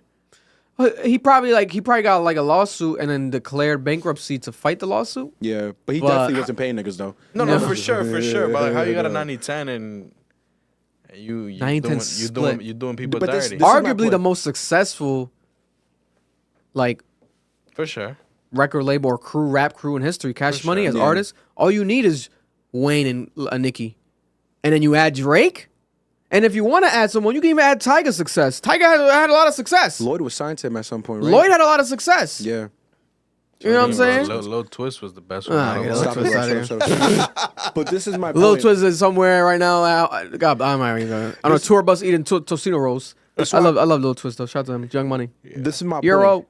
Something Drake, Kendrick's doing this. I really feel like because there's something going on in the background that no one's talking about. Because remember what Joe Budden said this. Oh my God, you niggas are so annoying. I love that song. Stop it. I love that rock. I also love Drake's fucking verse. So if you people who say I'm a Drake hater, eat my fucking dick. I used Oh, to sing don't that worry. shit every day. There's as a kid. another one in here talking about Drake using Kendrick using Drake as clout. That's Kendrick Wow. can The fact easily. that people think that it's is insane. fucking insane. He can bro. easily sell 350,000 copies. Let me first say week. the name. Stop it. I don't need to hear V. that. Martinez, you're fucking smoking cock. You're smoking cock. But my question to you, Vic, is this. The angle he would approach in this, I truly believe it has to be around this conversation of what Drake represents in the industry. Yeah. Because I feel like there's something going on in the background. Yeah. Because why do all these niggas hate him? Yeah. Like beyond Hey, who, hate. Drake? Yeah, but we have to stop at some point. We have to stop glorifying people so Bro, much there's that no- we think people are gonna naturally hate them. No, like there's something he has to be doing or something he's involved in that got all these artists this mad. I feel like Drake is the type of person to get you tight about something, bro. But I On feel some like, petty shit. But I feel like he did something. I think it's feel like he's I think involved niggas in is something. just I jealous. feel like Drake would get me Jealousy is a mad. crazy explanation for all these niggas, bro. I think his niggas is just jealous. You think The Weeknd is jealous? The Weeknd has monumental success. What would he be jealous I about? think the niggas is just a mosquito. We gotta kill that shit before that shit. the Why you Weeknd. slapping and kill it? Yeah, I smacked it. It's dead. That's up Oh, you there. didn't. That shit flew up. I fucked that. Hit nigga. that That shit shit gonna softly. suck you. You hit that shit too softly. Oh my God, there must be another one. Is the window open? That's why. Oh yeah, the window. Is We'll open. close it You can later. Close it now. I'll close it right now. But you yeah, really think it's just jealousy, bro? Like realistically, for these many, this is monumental, successful artists that got beef with him. It's just jealousy. it could be a combination. But my thing is like, frick, it could be this. Sort Combination. Kendrick Lamar. It could be a chance that Kendrick Lamar doesn't want to do a diss battle. He just hates Drake. Like he just wants to diss him, but he doesn't want to do a battle. It's a possibility because he hasn't done a battle. Drake's been battle tested, and he lost the last battle to the point that he threw the white flag and declared his loss with Pusha T. Even though he's still been subbing him and they've been going back and forth with subliminals, the energy and smoke is still there. They're not friends. But Drake's battle tested. He won the Meek Mill battle amazingly by unanimously. So, and he won basically the Common battle. He's had back and forths with a lot of rappers. He's more battle tested than Kendrick Lamar. Then so, why diss him? So that's why this rollout for this battle and the way that Drake's been handling it, in my opinion, has been a 10 out of 10 because it's all been strategic. I got the stuff prepared, but let me not drop that. Let me not unload the clip. Let me just shoot. Let me make this song in 1 hour. Boom, push-ups. This week, push-ups, 19, number 19 in the country, 19, which is decent. It's not Drake good, because Drake's always a top 10 artist, but how is he going to be top 10 if we got Taylor Swift occupying 14 slots? He only got 5 more slots down. Where's right? Like That right now? You know, Like That is probably right there. It's probably after Taylor. It's probably in the 15, 16, 17 range. Definitely higher than push-ups, I would imagine. But push-ups at number 19, right? And that was a song he made in 1 hour. On some quick shit, boom, boom. Boy Wonder production leaked. He redid the version of it, added something at the end to preview more songs that might be coming. Next song he drops, AI, right? On some quick stuff. And then what happened with the AI, right? Drake's got into a legal issue with the AI song. Yeah, Tupac's estate sent a cease and desist letter to Drake declaring that they're going to maybe sue him if he doesn't delete the song. What did Drake do? Delete the song. Good. Because he didn't even want the song to be out on streaming in the first place, because he just uploaded it to his Instagram. He didn't want it on streaming. He would have had it on streaming. He just did that, right? And on top of that, on top of him doing that, that song, it felt like almost like, again, rushed. Like there's like a sense of it sounding undone, like on some quick stuff, and just to poke the bear, right? And those people that got it already got it. The reactions are out. Our reactions are we already talked about it, right? So he doesn't need to have it on stream. It doesn't have to really exist for it to count as anything, right? Now, technically, it's like that person that commented, we're really only getting started, because Drake still hasn't like literally said this dirt that he keeps alluding to, that he said that he has, right? All he's been talking about is current shit. Talking about Taylor Swift, and blah, blah, blah, current shit to keep it relevant to right now, but he has the smoke in his bag. Because think about it, he knows how he lost to Pusha T. So guess what? He knows how he has to win against Kendrick. He knows that if he lost that way, this is how I can win, by doing what I did with Back to Back, but then also digging up some dirt. Because this is not Pusha T. This is not Meek Mill. This is arguably, a lot of people say he's the best lyrical rapper of all time, the most amazing rapper to ever come out of California, maybe our generation's Tupac. That's what people praise Kendrick Lamar at, right? So if this is Kendrick Lamar, this is the big kahuna, big King Kunta, then Drake has to be prepared. But then allegedly he's been talking to academics, and he told academics, like, literally, like, he said, I don't even count him. I don't even, when I talk about Big Three, I'm not even thinking about Kendrick. But I think Drake really is saying that because of Kendrick hasn't been dropping music. Kendrick's not a part of the conversation as far as most sales, etc. Like, he's not relevant in that. But as far as purist goes, Kendrick Lamar has always had the respect. The respect, in my opinion, was on his way to fading when that album didn't drop. Like, where's Kendrick? 5 years without an album, what's going on? But then the album dropped, and he gained some respect back. But then for me, it still was like, nigga, I want it. This is. I get what's going on. This is personal album, beautiful, about the family, fatherhood. Where's that shit though? Where's that, like? Because before that album dropped was when he dropped the Baby Keem song, right? Smoking on Top 5. So I'm like, what the? You smoking on top? Oh, so I thought the album was gonna be like, oh my god, he's gonna come at Drake finally, because you talking about smoking on Top 5's Baby Keem at the end of the song. Number 2, DM and my bitch. We already talked about that. It's Drake, number 2, because Kendrick Lamar's number 1 to Baby Keem, who's number 2 is Drake. So like all this animosity. So I think he can't be upset at people's reactions to that album. He has to kind of do like Eminem did, where Eminem realized people didn't like the album. He dropped another album and spoke about it on the next album. He did that 3 times. He did that 3 times in a row. Yeah. But people, like, you have to like hold yourself accountable, right? Or let's get to action. You dropped the Like That. Same energy, like on some Baby Keem. What's the name of that fucking song? I keep forgetting the name. Range Brothers? No, it was before Range Brothers. Forgot the name, bro. Phenomenal song. The comments, comment down below the YouTube. They know the name of the song. Did a whole music video. Oh, Family Ties. Family Ties. Did a whole music video. Kendrick with the damn cowboy boots. Did a whole thing, right? It's And like now everyone's wearing them. he was ahead of his time, bro. He was ahead of his time. Bro. That's the LA shit. He's the real Beyonce. I'm telling you, Kendrick. But it's bro. like, it pisses me off though, because we as fans are gonna be frustrated no matter what, because there's a sense of like, we don't know what the fuck is going on. you are Mr. Piling up on the fire, throwing more coal to the fire, start the biggest fire, and then disappear. I'm shocked that there hasn't been even a little bit hinting of. Well, we did get something, which we're gonna talk about right now. There was a project, Kendrick Lamar project, that leaked over the weekend, and it was called PG Lang.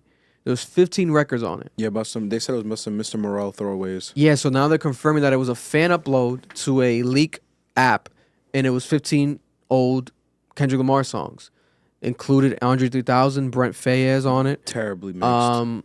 Who else was on it? Sir was on it. Sampha was on it. But it didn't sound good. Some big names. It wasn't big it names, wasn't bro. I was ready for that Andre 3000 verse. I'm like, what? Let me play this. And then when you listen to it, he's not even mixed well. It's literally just a bunch of rough Yeah. draft Always, nonsense. yeah. No it's Kendrick always- Lamar, no Drake diss, right? But people were like, oh, this is Drake's doing again. Drake's fans doing this again. Because they did that to confuse people, right? Now, there's going to be naive people that are going to see, let's say Kendrick does drop an album. They're going to see that project that dropped this weekend, the fake project that a fan just made, as so an album is coming. It's kind of trying to spoil Kendrick's fake rollout, right? But at the same time, Kendrick hasn't said shit. Dave Free hasn't said shit. Nobody directly in that camp has said anything. Top Dog, he hasn't even said nothing. Top Dog was at the UFC fights. He's at NBA games, chilling. It was just his birthday. Hanging out with 50 Cent. He's chilling. Mm-hmm. You know, the real Top Dog. Chilling. His son was kind of subbing and tweeting. But then, no one has said nothing. And then there was illusion. I think it was a West Coast rapper. I think it was Corrupt? No, it was someone. Daz Daylight? Dillinger? No, I think it was Daz. Someone from the West Coast said tweeted something like, oh, you play with the coast, you gotta be ready for the war, or something like that. I seen that, yeah. So it's they probably don't like that Drake did the West Coast Snoop Dogg AI Tupac shit. They're really getting offended by that West Coast shit. They're probably mad as fuck now with Drake just posted that photo with a Compton college sweater. That was some petty ass shit. That was hilarious to me. That's what the fuck? That's crazy. How did he even get that? And then say that the wife. That's why I do think it might be leading to that. You know, I have a son. I hope it's not something crazy like that. God forbid, or something crazy like that would happen in my personal life, and people want to air it out for content. But if someone is prepared for that, I think it's Kendrick Drake. Lamar. And They're both prepared for it. If Drake does have some dirt on him, blah blah. Kendrick Lamar is the type of guy that will go psychotic, and I think divorce his wife, disown his child, and just get in a booth for fucking 2 years straight and just drop a diss song every month at Drake. He would get into that mode if he needs to. We know we see the personalities when he goes into when he does these rap voices, these animated voices, gets on some Nicki Minaj Roman's Revenge type shit. Kendrick can get into that bag. You know, he can get dark mode and go crazy with it. So I think that's what we're more than likely gonna get that.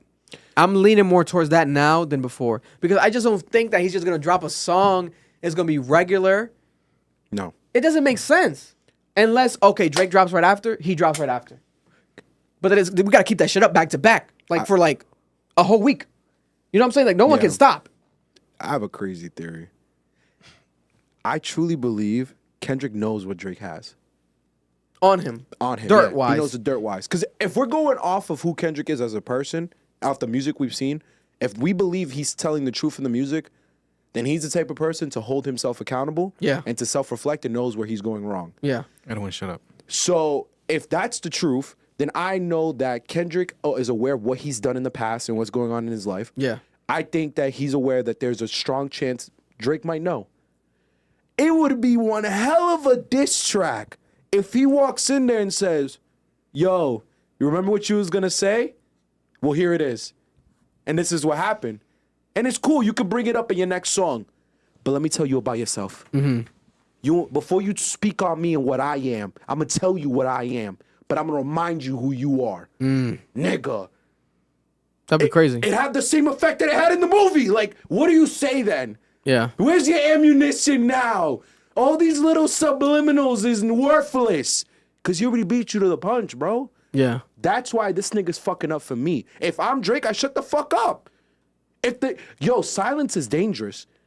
When niggas who really got it on them are quiet, they always say it. When you in the club and there's a nigga in a bubble jacket and it's 90 degrees outside and that nigga quiet as hell, that nigga got a gun under there, bro. That is a dangerous nigga. The quietest niggas are the most dangerous niggas. They're quiet for a reason. Why the fuck are you talking so much? That nigga is gonna kill you. I would shut the fuck up and just wait too. Marlon got a rocket launcher in his pocket right now. Bro, because if you're right, that's hilarious. He might, yeah. Bro. Because Vic, tell me now, he's just hinting at the idea that it's about his wife. Yeah. So if I'm Kendrick, I'm like, oh, that's what you know, bet. Yeah. Watch this. Watch me 8 Mile your ass. Take your ammunition for you. What are you going to say now about me?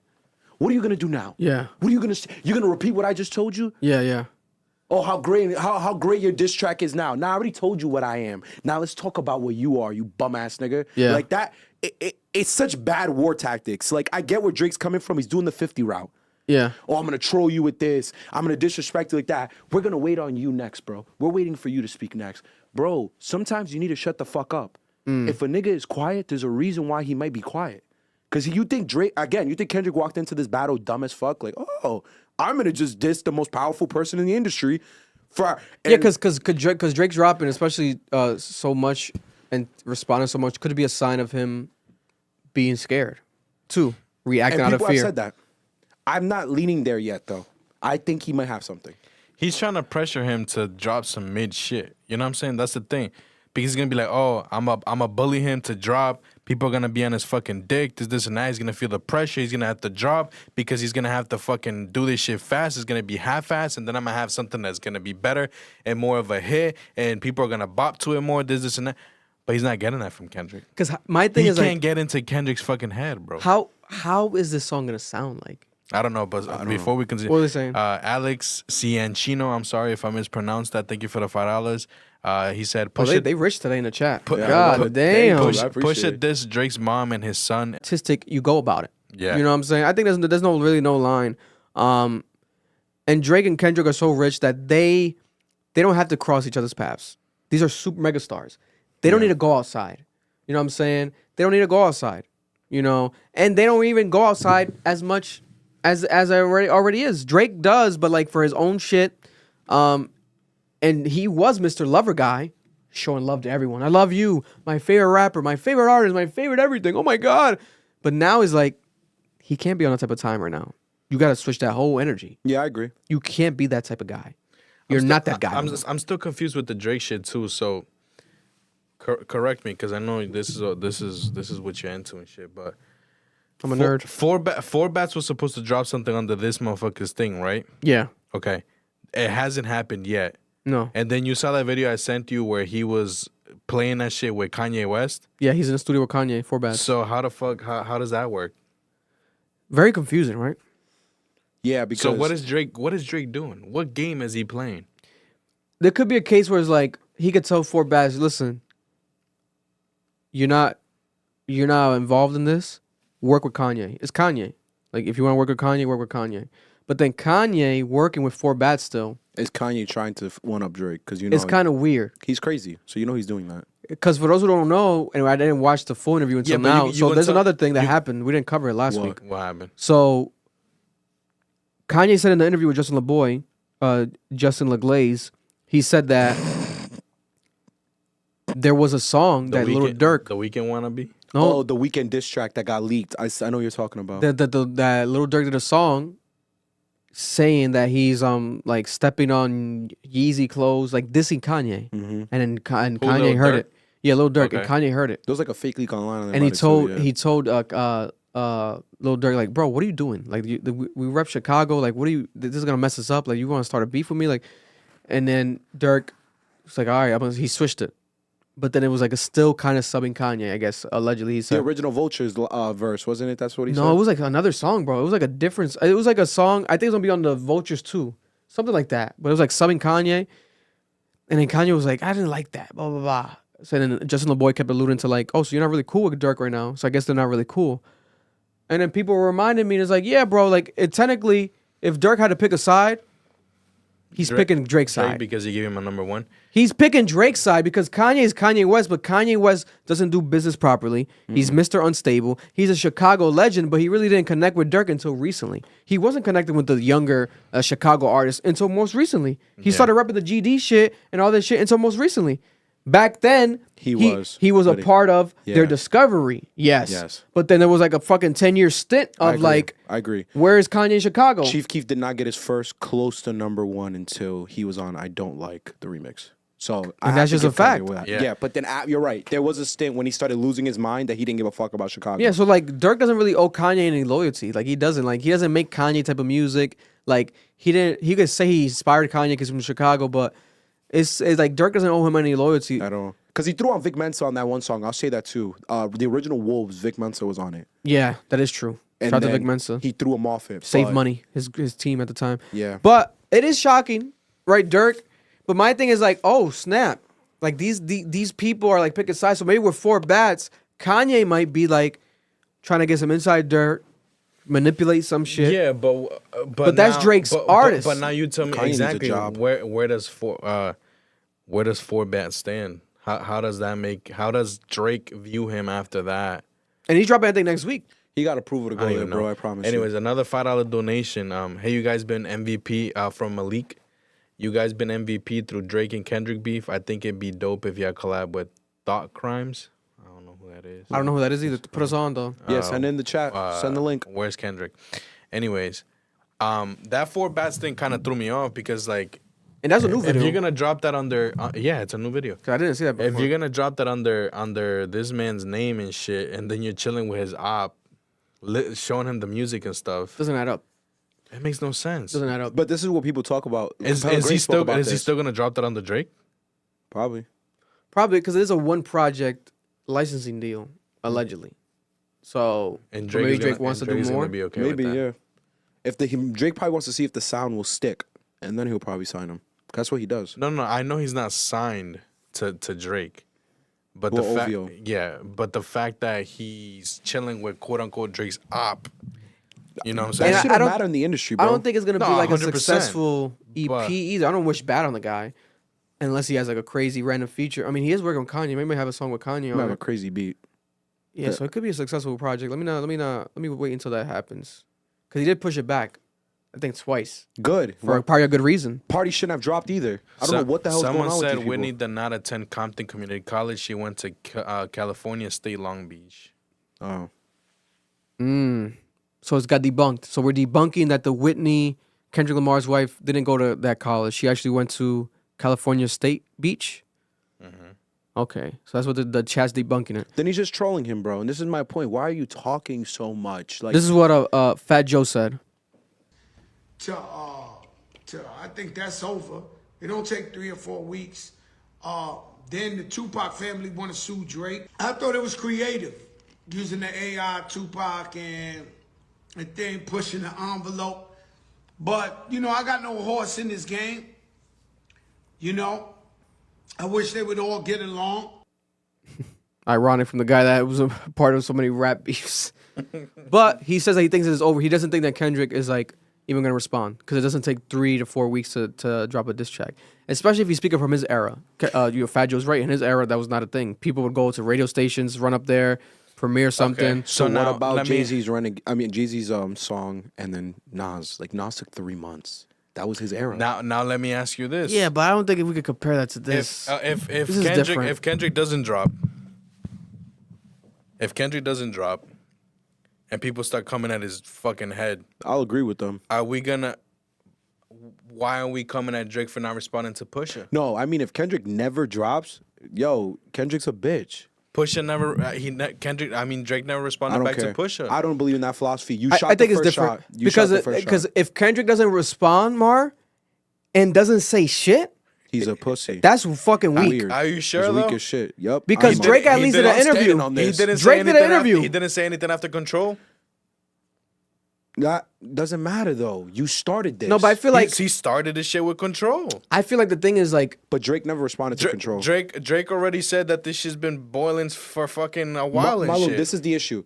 Why do the song In the on first place. Metro's album Yeah, if no, you no. never expected to fight back? Like No. you're a loser. I think You're a dweeb. it would affect him, bro, worse than J. Cole is getting affected it right would now. affect him way worse. It would affect him Because at worse. least J. Cole responded and pulled out. I think he pulled out because of whatever is known about this situation.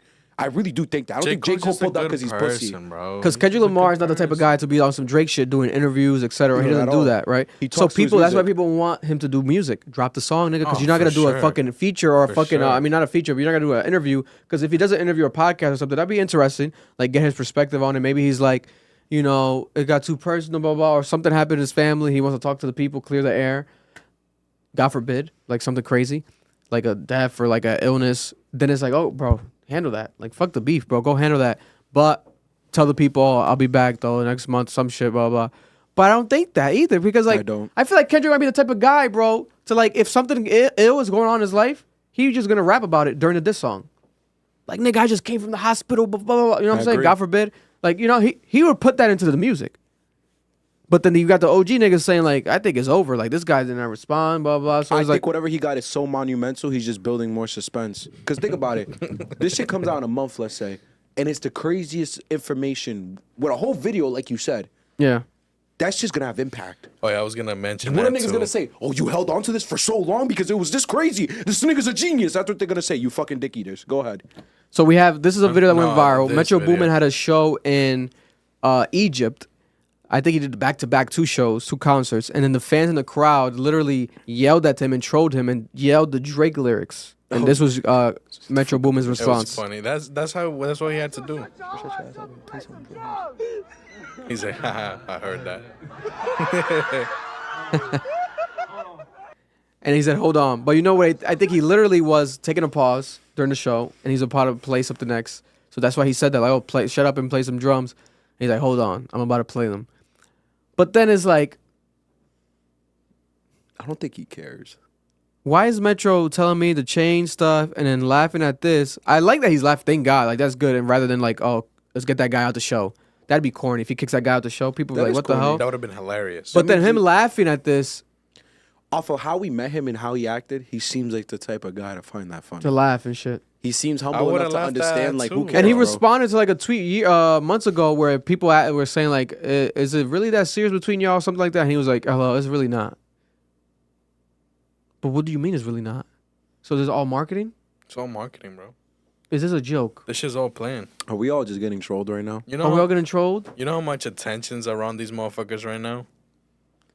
But then the thing is like the tension is also due because Future album is amazing. You know what would be?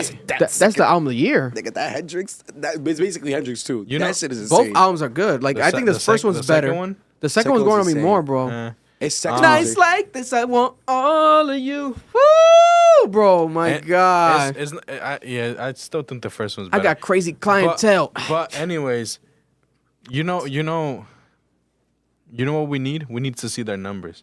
We need to see their numbers before this and what their numbers are now. Oh, it has to be crazy. That's what I'm saying. It has to be insane. Look, so also at the same show in Saudi Arabia, we have Metro Boomin playing a Drake song. Listen to this.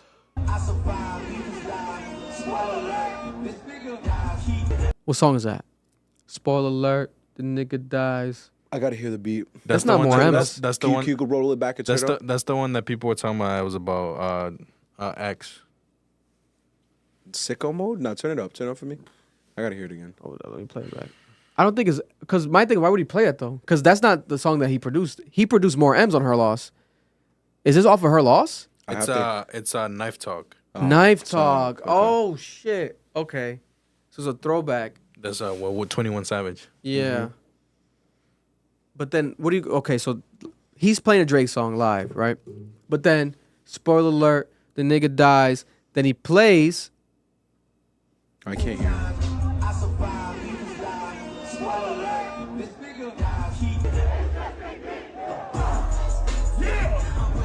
Then he plays like that right after. So maybe he's playing on like Drake.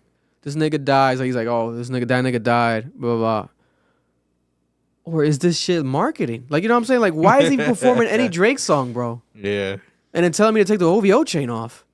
Like what is going on? Like and like laughing like. Yeah, this is trolling us. I think. But then it could be serious. It's like we don't have no clue. We have no clue. This could be a whole practical joke to like let's play into it to the sales, or it could be serious. The industry could have came together Bro, and let's said be- we have there's to no bring in rap between. back. let's be honest. let's be fucking honest. Do you really think that this is gonna go this fucking far over a bitch? I'll be trying to tell Vic this, bro. I don't think this is over jealousy or a bitch. If it's your wife and some shit, then that's more serious. But this is just some bitch that's getting passed around. Yeah, come on. There's something else here, bro. Back then, Troy and shit, like Roman times, there was wars that were started off of women. That was back then, bro. I could call a bitch right now. She throw her pussy for me, bro. It ain't like back then. The bitches had that shit on lock. Who's catching it? I'll catch it. But my point is this. This is my point, bro. Back then, bitches had this shit on lock. Bitches are so free, bro. It's like a fire sale out there. You telling me they stressed over one girl? That'd be crazy. Box is never that good, bro. No, bro. No, it don't squirt and cream. I promise you, it don't. It don't, bro. It don't. It don't. It's not over a girl. There's something else here, bro. It's not box good enough to make you do this, bro. And I reported on the story earlier. I'm gonna read it again because this is where it gets crazier, guys. Because this is where I think it could be serious if this has any involvement with this. I'm not saying it is. Don't hold me accountable for this, but it's a possibility, right? So let's talk about it. So today, remember we spoke about the beef between Drake, Metro Boomin, and et cetera, and everyone picking sides, right? Everyone knows what we're talking about. But when it comes to business, The Weeknd has a manager, Cash XO, right? This man is the same man that Drake dissed and push-ups and said that he's the one that's used to roll up for that used to be Chubbs, Drake's right-hand man's, aka whatever. I don't even want to say nothing, but he used to be that. Cash used to be Chubbs' blunt roller, right? So Cash XO, there's a theory that the XO camp is not Metro Boomin, that is the puppet master. I still think Metro Boomin is a puppet master, but people say it's not Metro Boomin, it's actually The Weeknd and XO because of Nav and everyone that's involved. Today, there was an attack at XO's house in LA. A bodyguard, a security guard, was shot in LA. Damn. And there were three men. XO moving like this? 3 men in hoodies that had hoodies and masks on, and they were arrested in LA, right? And police are still investigating this. Now, this I think happened at 2:30 a.m. in the middle of the night or middle of the morning, however you want to classify it. Could this be another day in LA with another burglary, another robbing? You know, that's what they do in LA. They rob these mansions. Or could this be allegedly tied to the Drake beef? That would be crazy. I would hope not. But what people don't realize, when it comes to anyone and everyone involved in this shit, the most history that Drake has with all of these people is not with Future, it's not with Metro Boomin, it's not with Kendrick. In reality, is with the XO camp because they're from the same city, Toronto, etc. Is this mob ties beef? So this is a Canadian beef. This is like Canadian bacon. This is a Canadian bacon. This is Canadian bacon. I thought, yeah, but Canadians are friendly, bro. They don't fight. Nah, these are niggas, bro. No, not them, bro. They don't fight, bro. And I've heard, people have told me, them black niggas in fucking Canada, they're killers. Surprisingly. I don't know how they're killing each other. You talking about where they leave the door open for strangers to walk in and shit? Bro, that's the whites. The black niggas in Toronto, they'll stick you up, where they leave the doors unlocked? Yeah. Nah, bro. You talking about free insurance, Canada? Nah, bro. Them niggas is kill. They speak, the Spanish niggas speak French, and the African niggas will kill you. Now we're speaking allegedly. Tim Hortons? We're speaking allegedly. What do you think? Do you think it's a possibility? That this is... I understand the theory. Someone said as a Canadian, we are not friendly. Yeah, I could tell you the theory makes sense a little bit because Nav made that album with Metro. It's one of Nav's best albums. That Nav and Metro album. So real quick, put the phone number banner up. Let's have some people call in. If you're from Canada, call in. So I think there might be some truth there. A lot of people talk about how Toronto's a very small city when it comes to like the gossip and what people know. I could see there being Toronto beef. But bro, that doesn't explain Future. Yeah. That explains Metro. Why the hell is Future in this? ASAP I get because of Rihanna. But to say that OVO is the puppet master and you could make the argument that Nav got Metro involved, but how did Metro get Future involved if Metro and Drake are like this? Yeah. And then you got Kendrick involved in it too. Like, I get why Kendrick doesn't like Drake, But I feel like even with the Kendrick and Drake beef, it had to have been bigger than the last 10 years. Something in the industry happened without us knowing that has pissed all these people off. I think it's that. What is the chat thing? This is a chat thing that EXO. Chat thinks that the Canadian beef is the most vegan shit ever. Because my thing is like there's Impossible Burger. there's people being like, it could be just another burglary coincidence, right? No, I don't think it was. But it's like the timing of that happening is kind of weird. Like someone's being Listen, shot bro, over I'm there. telling you, but what this are they is- trying to do? Are they this trying to is- like go and rob this like is or not- like? this I is not over a bitch, bro. I could see Drake intimidating The Weeknd out of everyone in this situation with violence because he's from Toronto. Now it's a turf. But what would Drake do? So Drake, let's say allegedly, what Send would niggas over there. let's pay some LA niggas to go try to rob this house to scare them? Does the Weeknd live in Canada? No, he lives in LA. I think he lives in LA. Yeah, me too. I think he lives in LA. So what are you talking about? I'm gonna let y'all know right now. In He might live Providence, in both. and I'm gonna tell you this: in Providence, Rhode Island, I can pay a nigga $1,000 to beat the shit out of either one of you. I'll call him from a burner. I dare you. He'll do it. A Dominican nigga don't speak a lick of dare fucking you. English. His name is like Enrique. I don't even know what his name is. Damn, you snitching? Yo, That's no, I'm not crazy, snitching. I don't know bro. what his name is. But Imagine this, there no. is someone named Enrique in that business, though. That'd be Enrique- crazy. But Enrique I know for a Sanchez. fact Enrique because I know Sanchez. someone who actually Nah. paid the $1,000 and got a nigga. His whole leg is broken. It's cooked. He's cooked. You truly believe Drake can't find 3 niggas to go try to fuck up the Weeknd situation? And nobody knows it's Drake because he did it through a person. And through they another wouldn't person. technically snitch either. Like the people and like even EXO and them. But they don't. No never one's calling in, by the way. Surprisingly, no one's calling in unless don't this is not working. They don't have to know your name, bro. You can do this through burners. Like this shit happens all the time. There's hitmen, bro. These niggas, Drake is filthy rich. Yeah. I firmly believe he can find some niggas in LA to go to the Weeknd's house and Okay. shoot some niggas. But We got this someone is what calling I'm in. saying, Alright, it's though. about to What is the cause of this beef? It's not pussy, bro. Okay, we got a caller. Caller, state your name and where you're from. Hello? Hello. Can you hear me? Yeah. Caller, state your name and where you're from. Shout out to you. My name is Rena, and I'm I'm from the cemetery. You tried to bury me in for being a J. Cole fan. Oh my God. Wait, so you're a J. Cole fan? So you're part of you were there for the funeral service? I didn't watch it, but I don't much appreciate being buried alive. Oh my God. What's your take right now? We're discussing Rena. Is it Rena again? Rena, yeah.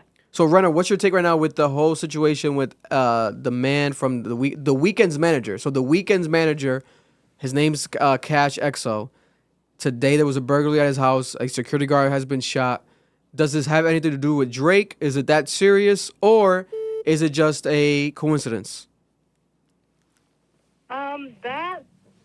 That could really be one way or the other. I don't really care much about Drake, and I've only really recently gone into the Weeknd, so that I'm not really too invested in. I really just want to give my take on just the whole beef in general, like you guys did last week. So what's your take? What's your take on everything happening? Honestly, you guys might be onto something in saying that like this whole thing is like a sort of marketing thing or whatever, because at the end of and just in the fandom in general, honestly, like I get the point of entertaining beef for the sake of entertainment and whatnot. Mm-hmm. But at the end of the day, none of this is really that serious, because at the end of the day, Drake fans are going to listen to Drake, Cole fans are going to listen to Cole, Kendrick fans are going to listen to Kendrick, Kanye fans are going to listen to Kanye, and that's going to be that.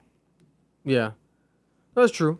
Yeah. That's valid. That is valid. You know, at the end of the day, when all the dust settles, you know, there is going to be a moment in time where the music is going to be regular music. It's not going to be disses. You know, it's not going to be subliminals no more. Who knows? There might be a day where, you know, I love the idea of, like, why isn't there a possibility of, you know, that big three maybe happening where Drake, Kendrick, and J. Cole, let's say Cole did respond, like they do the battle, the disses keep going, blah, blah, blah, blah, a year straight of that. And then they reconcile, and then we get a big tour. J. Cole, Drake, and Kendrick. They can do stadiums. They can do soccer stadiums together. That would sell out everywhere across the whole country. And then we get music with them three together on it, like real music, like amazing music, maybe an album, a triple album.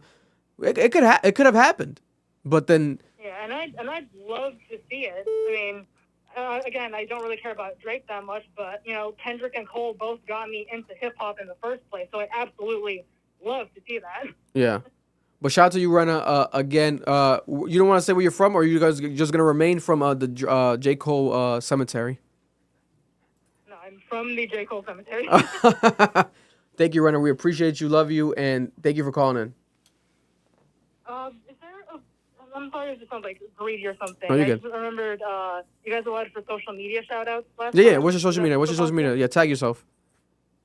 Yeah, on Instagram and Twitter, I am at TigerFaceArt on Instagram and Twitter. Tiger fake farts. Yes. Okay, I've perfect. been doing a lot of drawings of J. Cole's Alter Ego Kill Edward as of late. I'm on kind of a binge. Oh, say no more. We're gonna pull some of those drawings up, and then we're gonna show them next podcast. Appreciate you, Rena. Thank you. Thank you. We got another caller. Caller, state your name and where you're from.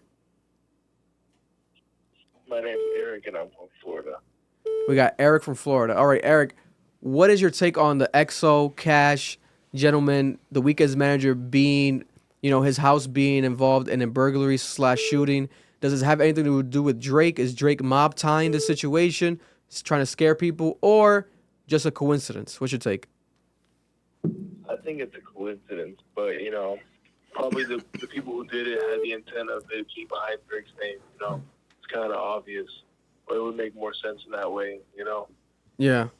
Yeah, anything is really possible with this. People want to, Create stories. Yeah, you never know. And then what's your prediction on Kendrick Lamar? Where's Kendrick Lamar right now? What do you think is going on?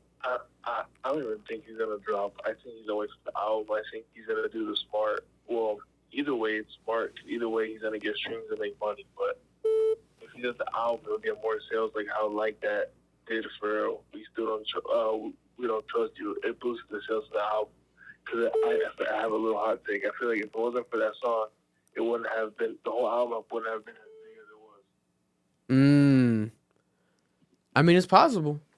Bro, when that song did elevate the album's impact, for sure. It was the biggest song from the album. I think it was going to be still a successful song, but maybe not as successful because of the Kendrick Lamar verse. Because I remember when they previewed it at Rolling Loud, I loved the beat. I'm like, I'm like, oh, this song's going to be huge. And Travis Scott was so amped up about it. But then when you see the Kendrick verse added to it, it's like, oh, damn, this is different, right? So, yeah, it's crazy. But we appreciate you, Eric. We're going to move on to the next caller. Thank you for calling in. Shout out to Florida. Ryan is from Florida with love. You know what I'm saying? Classic Drake song. You're I've been annoying. watching you guys for so long. Thank you. It means a lot. It means a lot. Do you want to shout out your Instagram or anything by any chance or no? Oh, no, just calling is enough. Thank you guys so much. Appreciate you, man. Love you. Be smooth. All right. We're going to take one more caller in. The calls are coming in. They're booming now. Here we have it. Caller, state your name and where you're from. Yo, Sam, it's your boy Wardu in the building. Oh, we got Wardu. We got Alex in the building. Round of applause real quick for Wardu. You know what I'm saying? Mic Drop Podcast. Another fellow podcaster in one of our peers in the industry. Wardu, what's your take real quick on this the XO Cash? Because that's the freshest news that happened today. What's your take on that? Do you think it's Drake or it has nothing to do with Drake at all? Bro, I think Nav didn't pull up in time, bro. You know what I'm saying? I don't know what the fuck happened there.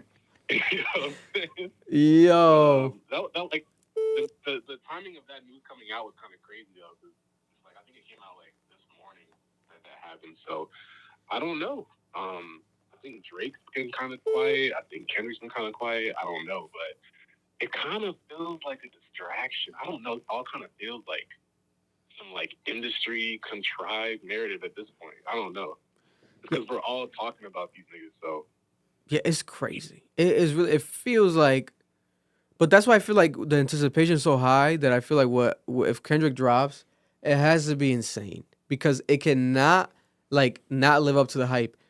He can't drop something and it be underwhelming and then try to come back again to make up for it. I feel like whatever he's gonna do has to be amazing from the start. You know what I'm saying? He doesn't get that benefit of the doubt. I feel like to make a what's it called, second track or rebuttal.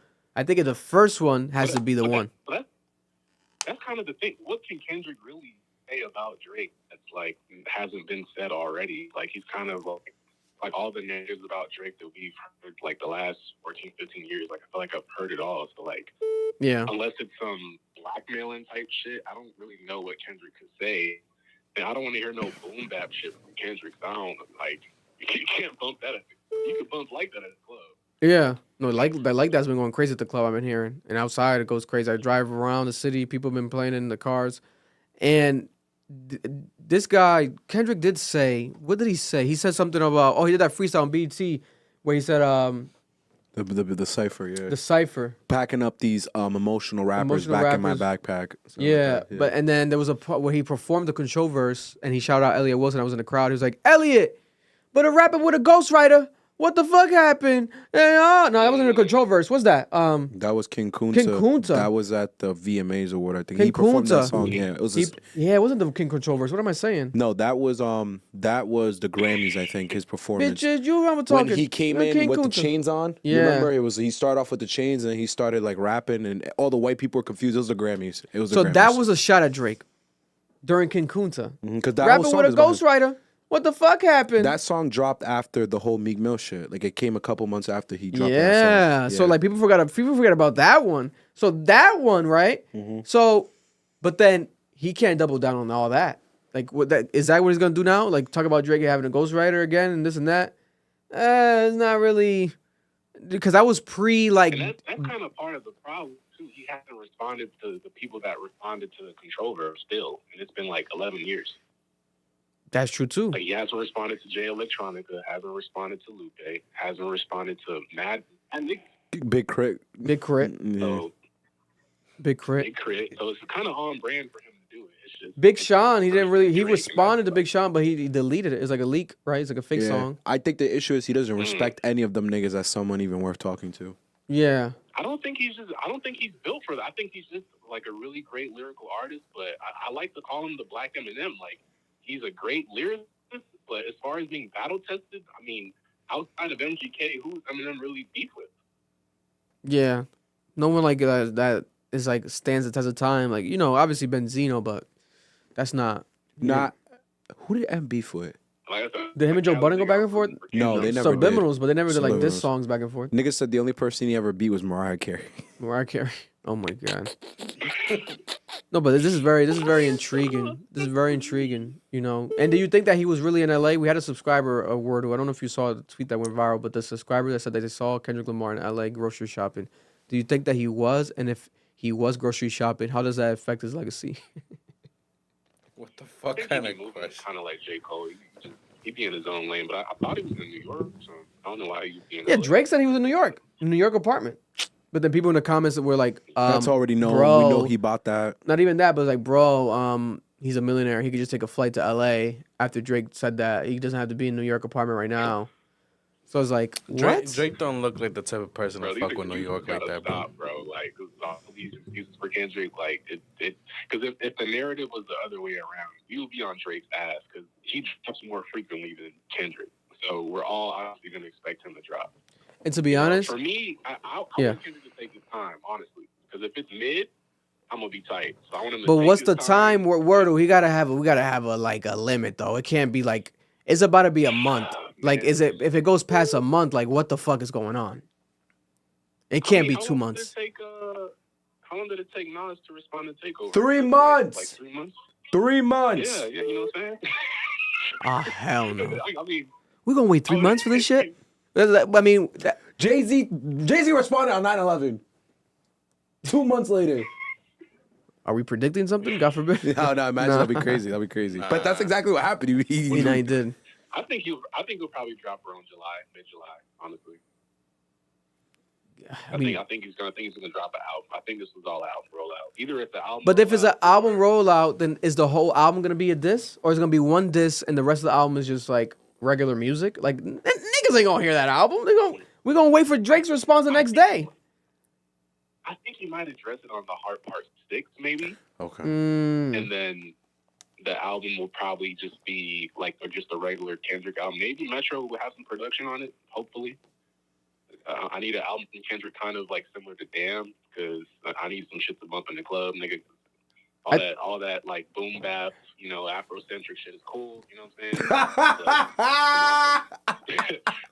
We need some shit for the bitches to shake ass. You know what I'm saying? He said, "I need shit that ain't gonna scare the bitches." That's facts. Oh man, listen, appreciate you, love you, Wordo. We're gonna continue the pod. Take one more. Shout out your pod. Shout out the podcast real quick and everything. That way people can tap in. Yes, sir. It's your boy Alex Wardu. I got a podcast called the Mic Drop Podcast. I do interviews, interview producers, artists, do regular podcasts. My boy DK. Shout out to D Fran, Poetic Flacco, all my guys. Follow me on Instagram at Mic Drop Podcast and follow the Twitter at Drop the Damn Mic. Shout out to y'all, man. Shout out to Noel. Shout out to Marloon. Shout out to the whole crew. Much love, bro. Day one. Yes, sir. So, This is an OG supporter right here. OG supporter. Much love. Much love, bro. Love you, bro. We gonna tap in. You already know. all right, for sure. Be smooth. Before you pick up the next one, I gotta correct myself. Oh. The fans, you were right. King Kunta King Kunta. One second, caller. out. 1 second, caller. came out before. What was the song? King Kunta came out before the whole beef. So he said that. Before what beef though? Before Meek Mill's beef with Drake. Before Meek exposed him for writing. Yes, for he having a writer. predicted the word. The He ghostwriter predicted thing. it, the so ghostwriter thing. he had dirt on That Drake. he must have already knew. Yeah. He had dirt on Drake. I remember that. Because I thought I fucked it up. I thought King Kunta came out 2016. I'm doing it by summers. Because Back to Back came out in July, I remember. And we were banging it in my pool. But I thought King Kunta came out after that. I fucked it up. But yeah, they're right. And I want to interview Elliot Wilson this summer so we can ask him that. Like, Elliot, when he said that to you, like, what did you think in your mind? Like, do you know what he was talking about? Like, did you know about the Drake ghostwriter rumors too? Or was it an industry known thing? Yeah, because why do you say Elliot's name? Obviously, because Elliot is close to Drake and has a friendship with Drake and had the Drake interviews. I think he had Drake interviews back then on Crown. He's just going to give you that laugh. Yeah. Caller, state your name and where you're from. Hey, this is Vic. I'm from Vegas. Our boy Vic from Vegas. Shout out to Vegas tapping in. What's your take on this? Where's Kendrick Lamar? You're closer to the LA side than us, so you might be, you know what I'm saying, repping for Kendrick. You might be a bit more biased, but we're gonna see. We're gonna see. What's your take? Where's Kendrick Lamar? Is he hiding in Vegas? Is he gambling in a casino? What's going on? No doubt, I'm a little more biased towards Kendrick, but I definitely think he needs to stand up for himself. You know what I'm saying? But if I got two takes on this. Yeah, go. First is more of like a theory kind of deal. I'm on Noel's side. With he's got an album rollout coming out, but he's kind of on the lane of like, look at how easily the media can be manipulative to everybody else kind of deal. That's like best case scenario, but I mean I'm not really all about that. I'm about the beef, bro. Kendrick represents, you know, the West Coast. Everything that we stand for kind of deal, and I want to see beef. I want to see blood. I want to see him lyrically take down Drake, just belittle him for what he is. You know what I'm saying? No hate against Drake. It's you know, I like me some Drake, but you know, Kendrick just represents the little guy. You know what I'm saying? Drake is more of like Playboy. Glorifying that lifestyle. Yeah. Nobody's living that, bro. Everybody that's on Drake's side is like, bro, you're not living that lifestyle. Chill out. Yeah, it's pretty crazy how they're like polar opposites in a sense. Yeah. Like the family guy that doesn't go outside, and then Drake is like the pop rapper that's everywhere and like flashy, etc. And bro, my thing, his nails. I've always said this about Drake, and I find it so interesting. I've always loved Drake's music, but recently, more than ever, it's gotten so ridiculously wealthy, and like I can't relate to this music anymore. It's not relatable anymore. There's nothing that I can do to be. I would have to be at his status to be this relatable. Yeah. Like he's dissing the Marriott. Nigga, I stay at the Marriott. Like, that's a good hotel, bro. What are we talking about? Nigga, he's just shitting on us. Like, if you listen to the music at this point, he's shitting on us. Y'all stay at the Sheraton. That shit's embarrassing. I've stayed at the Sheraton. That's a nice fucking hotel, nigga. That shit's expensive. That's like $250 a night. You got $250 a night? I don't. What the fuck are we talking about? Yeah. No, that's crazy. Bro, I still stay at the Motel 8. I'm not gonna lie, bro. And I respect that. Like, goddamn. But niggas on Twitter, like, You're a brave soul. Bro, I respect it because niggas on Twitter have the nerve to say, y'all just don't get bitches. That's why you don't understand Drake. Nigga, how many bitches do you get that you understand Drake? How many bitches are you fucking that look anything like Drake's bitches? They capping. Come on, bro. They capping. They capping. The music's not relatable. That's what I'm saying. That's why I'm saying Kendrick has to respond, bro. Like, it bothers me a little that he hasn't responded because it's like, bro, you got to stand up for you represent all the little guys. You know what I'm saying? And you kind of backing down and taking this long to respond is kind of letting us down. That's how I felt after the TaylorMade leak. It's like, bro, it's like, come on, dude. You're letting this dude run circles around you, and it's like you got to represent us. You got to do that. I mean, yeah, no, it's true. I agree. That's just my take on it. I agree, especially because even if it's like if the song wasn't even good, etc., the fact that Drake just responded a second time is already a W. Because like, bro, we got 2 responses already out. They could be mid, whatever, but you haven't said nothing. It's like, what's going on? And we might get a third one this week. That's what I'm thinking. You know, but thank you, Vic. Exactly. Shout out to Vegas for tapping into. You want to shout out your socials by any chance? Nah, I'm not about that. I'm all about that Kendrick. Just stay, no internet, no nothing like that, bro. I just appreciate you guys. All love. First video I watched with you guys was when y'all reacted to Beautiful Thugger Girls with back in 2015 or something like that. That's love. That's a I've been watching classic. for a long time. It's a throwback. I appreciate my you guys. favorite Young Thug Appreciate album. your guys' input on hip hop. So you guys are killing it, bro. And Thank- Marlon, I know you're a Swiftie, so stop playing with us. Called you out. Bitch. Hang that shit up. Yo. He's so heated. That you love Swifty. Yo. I can't name one song. We love you, Vic. Appreciate you. Thank you for your support and everything. Your opinion matters. So thank you. We're nothing without you. No doubt. Yep. All right, be smooth. Someone said call and push admit is crazy. All right, take the call thing off real quick. I appreciate you. Someone said, "LOL." He do talk bad to us. Referring to Drake talking to the bro, cause he be torturing He us. does. Shit. What was some song I was listening to? He was making fun of people because he said that y'all still post with a Gulf Stream, bitch. What does that mean again? It's an airplane Oh yes. because he has his own fucking thing. All right, motherfucker, we get it. You got fucking money, That but ain't is true, nobody bro. on that level, bro. Like, The music he has be gotten to it. Because back in he's the day, gotten so fucking getting rich arrogant, and bro. arrogant. He be seeing- Motherfucker. back in the day, it was like, oh, I can relate to the lovers verses. I used to, my 7th grade crush denied me on fucking Uvu. I was so heartbroken. You know what I listened to that whole night? Yeah, You still man, let a Uvu. Vegas girl. I was hurt. I was like, this bitch don't love me. Nigga, Uvu's was now, the link up spot. nigga, the link up spot. You think I'm gonna play newer Drake if a bitch breaks my heart? He's gonna call me broke. Man. It's Yeah. like listening to He's gonna say- Babyface writing though. He's gonna be on the girl's side. That was funny though. That was Shout out to the sponsor, Underdog Fantasy. Use our promo code Underdog Fantasy. Sign up right now, and they'll match your deposit for a free $100 deposit. Free money, Underdog Fantasy. Sign up right now because it's heating up. The playoffs are going crazy right now. Baseball's going crazy. You can use our promo code and you get free money. Support us, and you'll be supported back with the free money. Ambitious a promo code. Play responsibly. We're going to have the link in the description when the podcast drops on audio, and also after the stream is going to be the link if you want to use the link, or if you want to just download the Underdog Fantasy app, you can do that and use the promo code at the checkout or at the promo code option in the menu. Ambition. But speaking of sports real quick, the playoffs happened, and there's been a bunch of things going on. The Suns got swept. The Suns got swept by the Timberwolves. AE, Anthony Edwards, a.k.a. Michael Jordan's twin, My God. has been going insane, playing amazing. I think he dropped 40 yesterday, and now people are alluding to KD, another KD, Kevin Durant. They're saying that Kevin Durant, jokingly, they're saying that he should retire. that what's going on. He wanted to be traded to this team, and now they lost again. And there's rumors of him wanting to now go to the Timberwolves. Like he was talking to the Timberwolves, and he's close with them, and like he wants to leave the team. But then during the post interview, all that he said, Kevin Durant, was that he's just gonna do better next year. Like he's like, I love basketball. I'm not leaving anytime. Like basically, he's not gonna retire. Like I loved it. I'm gonna just do better next year. But there is a sense of like, I don't know. There's a lack of responsibility here because to not win one game is kind of wild.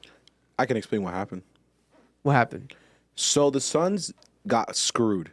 Their current owner recently came in, I think a few years ago. He was this huge thing because he's the youngest owner in the NBA right now. Really? Yes. I forgot how old he is, but from what I understand, I might be correct. The chat can correct me. He is the youngest owner. He sold their team. He destroyed their future. He literally traded away their future picks. He traded away their drafted players. DeAndre Ayton is not a great player. DeAndre Ayton is lazy as fuck. But the thing is, to trade DeAndre Ayton and got back what he got back was ridiculous because they didn't get much back. So he sold that off. He blew up their bench, shipped a bunch of people off, and they ended up with Bradley Beal and this terrible, like this mediocre big who was worse than DeAndre Ayton. I forgot the guy's name. He's a white guy. Valanciunas. That's not Valanciunas. I forgot his name. So he's on a mid-team, bro. Yeah. It's just KD, Bradley Beal, and Devin Booker. The issue is Bradley Beal's playing terrible. Stop it, bro. Bradley Beal's playing terrible because he's still injured. And that injury might have cooked his career. Because once you're in your 30s, point guards are pretty bad. Shooting guards as well. Like, those guard positions, those knees start to hurt. The leg injuries fuck you up. You don't run the same. You don't shoot the same. You don't get in position the same. So all you have left is Devin Booker and KD. They shot the light out. From what I remember from last night when I was watching the game, Devin Booker had 40 plus. KD had 40 plus.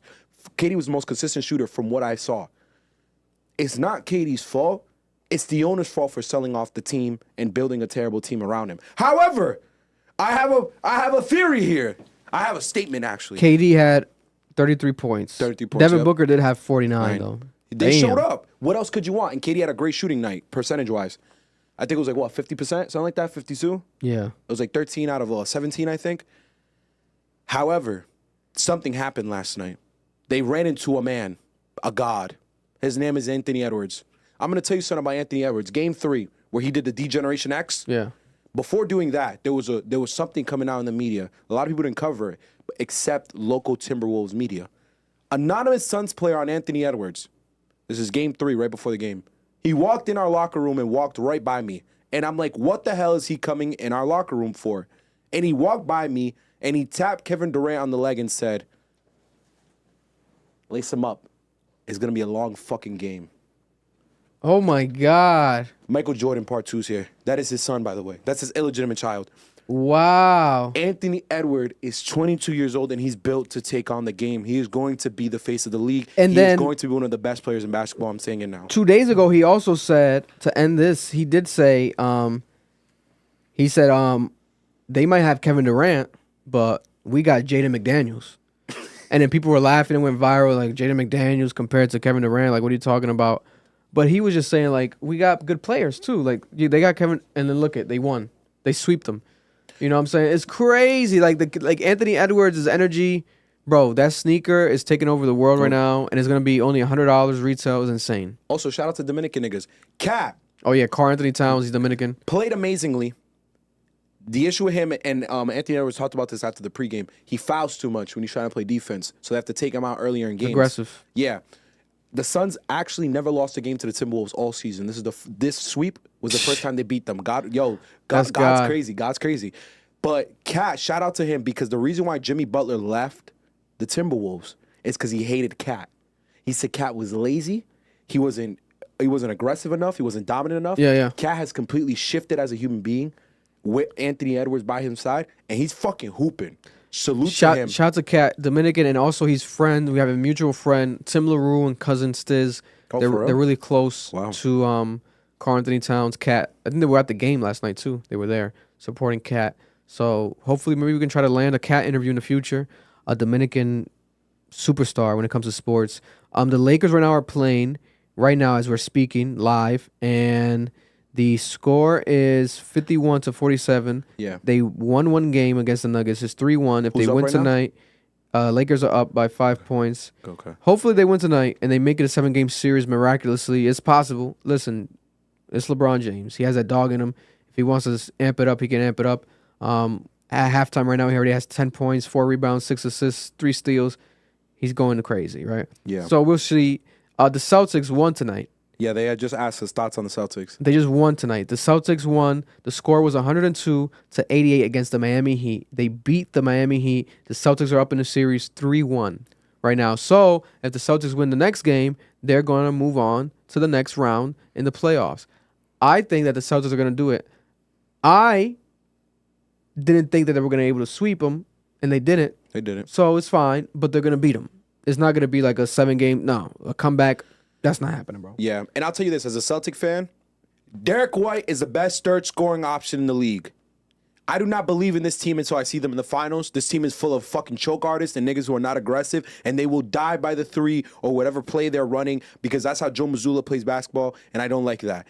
And I think that kills teams. However, they are the most talented team in basketball. Porzingis getting hurt doesn't matter. It's just his calf. He's fine. He'll be good. He'll sit out a couple games. When we play the Knicks, I want niggas to cut this, copy it, because it's going to be the truth. If the Knicks take us to 7 in the Eastern Conference Final and we win, we're losing to the Nuggets. Or the Timberwolves, whoever make it. Either team. But if we beat the Knicks in 5, there's going to be a banner hanging in Boston, you bitch-ass niggas. And that's when I take my dick out. And the crazy thing about it, Derek White was the guy that people made fun of because of his hair, his Looking lineup. crazy. Like his hairline's so back, right? To the point that now he's finally gone bald, right? This motherfucker last night dropped 38 points. Bro, 38 points in 40 minutes, almost a point per minute. We fleeced him from the Spurs. Brad Stevens is a genius. It's crazy. Like the guy has the star power in him. Like who would have thought? Like New England never thought it. Maybe it was the hairline holding him back. He finally took the hair off. He's bald now officially. Now he's his true self. He's more aerodynamic. He's more aerodynamic is crazy. He's not even, bro, this nigga's gotten like more 30-point games in his entire career this season alone. Yeah. And the Knicks game's going to be crazy tomorrow. I'm insane. excited. I'm excited right now what's happening in sports. But staying a bit in sports, there is a ongoing rumor. For those who don't know, Messi was in Boston over the weekend. Oh, yes. And that shit went crazy. I'm mad I wasn't there. shout out to my nephew Angel, and his dad's named Angel as well. My godmother's husband.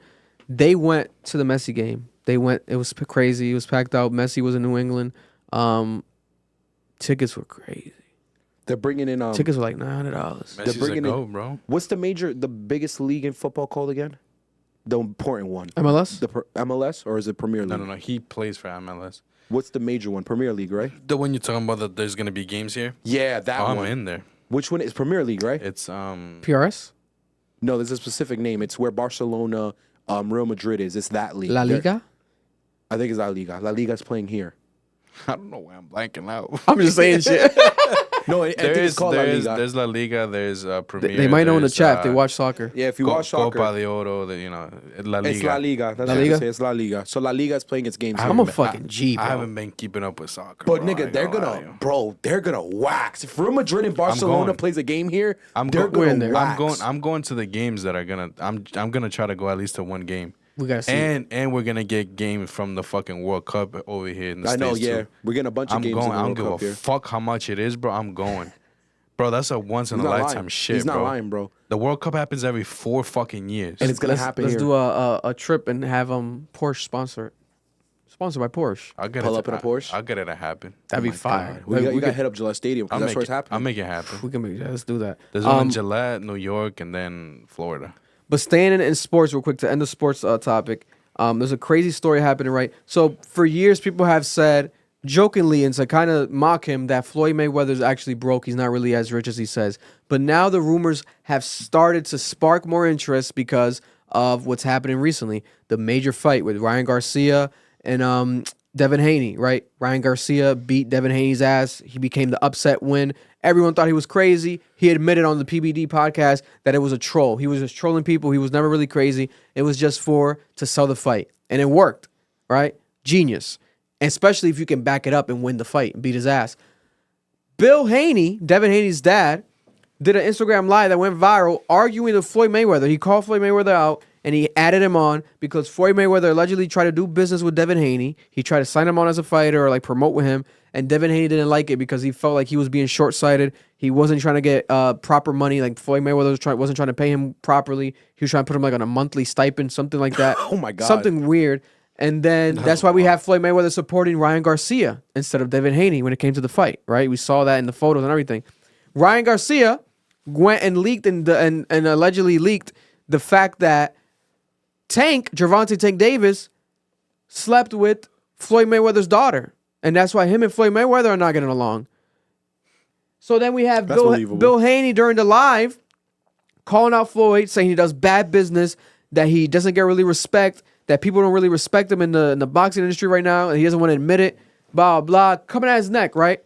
And then we have Tank going online saying that Floyd Mayweather owes millions of dollars to people in Dubai and Saudi Arabia, and he has not paid him back yet. And that's why he's still out there. He can't come to America. He has to fulfill his contracts and actually pay these people back. Money that he owes them from actual fights, these exhibition fights that he does with these random people, and promotional money. And Floyd Mayweather has not paid them back, and that actually Floyd Mayweather is actually going broke. I believe that. What is the validity to this? Do we believe this? People are actually running with this narrative and saying that it's actually possibly true because of the fact that we've seen these rich people go broke from gambling, etc. It seems like Floyd Mayweather might be gambling with his career. What do you think? So I'm saying this respectfully. I really don't want to hear you guys in the comments or right now being disrespectful. Floyd Mayweather has a notorious history of not knowing how to read and write. That was the center point of, and we laugh. We find it funny because it is. It's true. But it's very sad. Like that's what 50 kept playing on, and 50 made it funny. But in actuality, it is the harsh truth of what happens to a lot of these athletes who are coming from these underprivileged communities. Like they don't know how to read and write. I work in a school. I see it. Like there's really black and brown kids who can't read and write, and we laugh. But it's like, no, this is serious because I truly believe, Vic, Floyd don't read his contracts. Yeah. I truly believe niggas is robbing him. Rihanna got robbed for millions. I'm supposed to, and that's Rihanna. Even though it was not the Rihanna that she is now, it was a different Rihanna. Wasn't her dad robbing her? Bro, her dad, her manager, everyone gets robbed. So I'm supposed to believe Floyd Money Mayweather, who can't read. He can't read. Like, 50 said, I will donate this amount of money if you just read a page of a Harry Potter book. One page. He wasn't going to read it because he can't read. Like, it's not out of disrespect. It's, the nigga can't read, bro. So you're telling me he didn't get robbed. I forgot about that. But let's add on to it. You can't read. On top of not being able to read, you're a gambler. You have incredibly insane money habits. You just spent, he got mad watches. This nigga got a whole case that is the size of his king size bed filled with watches. Doesn't he have a $100 million watch? Yes. Why? Why? And I'm supposed to believe that the nigga's taking these that's weirdo investments, bro. Watches are investment. But Marloon, the nigga is taking fights in Asia. They're fighting at 12 a.m. He can read the time. Stop. They're fighting they're fighting when we're asleep. He's like fighting children. He's fighting children in Asia, bro, while we're asleep over here in the States at 4 a.m. I was supposed to believe that Floyd Money Mayweather is fucking broke. What are we talking about, bro? Niggas on Twitter talking about he's a financial genius. No, he can't read. He can't read, bro. The nigga just throws his money away. Nigga bought a giant jet. I don't think he knew what he was buying. I don't think the nigga knew what was going into this jet. Like, bro, we have to stop lying. This nigga's taking weirdo fringe fights. What the fuck does he get out of that? You're gonna tell me that what did he fight, Jake Paul or Logan Paul? It doesn't make sense. I don't know. Which fight was it, Jake? Because if you were up that much money, bro, so why not be just investing? Be on an island. Nigga. Let it work for you. Be on an island. Fuck you fighting one of the Paul brothers for it. Let me ask you this then. Let me ask you this. Is it really him making them decisions, or is it someone coming to him and be like, yo, this is a right thing for you to do? Like an investor? Like an actual, manager? like a financial advisor. You're going to have to fire that motherfucker. That's what I know. Because here's the thing. They're saying this in the chat right now. This nigga has promoted himself He can't read or write, but he was so great at Yo, there's mad niggas out here who are great at things and they lack other things. The nigga can promote himself. He could be a marketing genius. He can be a genius fighter and still not know how to read and write. Like, goddamn, you can be two things at once. You have to stop. You have to stop. Stop. And it's not like Floyd is doing like a marketing plan or like a marketing strategy. He's just doing like the ideas, dope the interviews and dope whatever. And creative design. Yeah, but creative direction. We have Tank tweeted, and Tank said that now if I go and beat Floyd Mayweather's ass, I'm gonna end up in jail, etc. But he's a bitch, etc. His security won't allow any guns around him. And then 50 Cent responded and said, "Hey, champ," talking to Floyd. He said, "Tank gonna fuck you up, champ. I think you should only text him. Tank is sharp right now. He might knock you the fuck out." So 50 is going against Floyd as well, saying, And then what else 50 said? Oh, 50 said also, "Oh, nah, this shit got real. Tank would not say no shit like this if it wasn't official. Me and Champ not be beefing, but he my brother. I got some money if he need it." Because Floyd is saying, 50 is saying that he has money to pay off the debts. He can help Floyd. He's even, Floyd, this whole rumor of him being so broke has gone so viral. We got 50 Cent saying, "I'll borrow you money. Like, I could even, like, if he really needs it, bro, like, let's help him out." Like, it's crazy. It's crazy. And then now we have Floyd. He wasn't at the fight. It seems like he can't leave. Low key. Like he can't leave. Every interview Zoom. Yeah. You know what I'm saying? As of right now, listen. But that's a very it's a funny situation that's happening right now. So let me ask you a question. If it comes out he's broke, why do you think it happened? I think that if it does come out that he's actually broke, I think it's because of the Michael Jordan rumor, gambling. I think a lot of people are more addicted to gambling than we realize, especially these very rich people. He probably made a gamble in his life that he thought he was gonna be able to pay off, and he was like, "Oh, I got this," and then he fucked up. It's possible. It's like the Elvis Presley shit. Like the manager owed a lot of money to the casino, and he made Elvis Presley just perform. Elvis Presley never got money, and he's like, "Oh, because I was paying off my debt with your money." So you think that's why he just does random ass fights? It has to be, bro, because it can't. It's not for clout. He doesn't need any clout. Money, you already have enough money. Like, it doesn't make sense. Even though he does get a bag, though, he does get a bag. Maybe he just likes the sport. No, this is my thing. I've heard this argument that Floyd is addicted to money, he's addicted to fighting.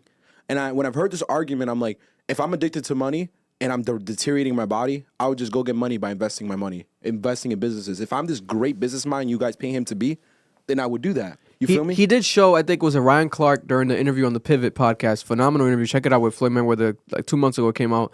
Then they filmed it during the Super Bowl months ago in Vegas. So he said they were talking about money, and he showed them, I think, like a bank account, some shit like that, or like a receipt. I think it was a receipt.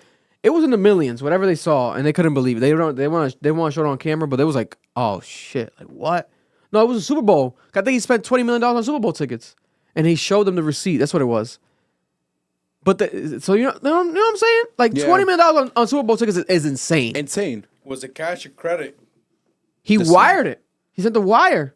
This is my point. It's crazy. That's a crazy financial investment. 20 million is not a number. Like that's wealth. That's money. This is my point, Vic. Bro, they would have let you in for free. You're Floyd Money Mayweather. This is my point, Vic. I truly believe, because I've seen financial contracts. They're really hard to read. It's a lot of legal terminology. It's a lot of difficulties. I can imagine, let's say even if he can read and write, I can imagine Floyd Money Mayweather with his risky spending habits and his risky just behavior. He made some stupid financial decisions and now he's fucked. Oh, hell yeah. That's not far-fetched. Yo, we haven't talked about this. No one's talking about it. Nate Robinson's going to die. What happened? Nate Robinson, he needs a kidney.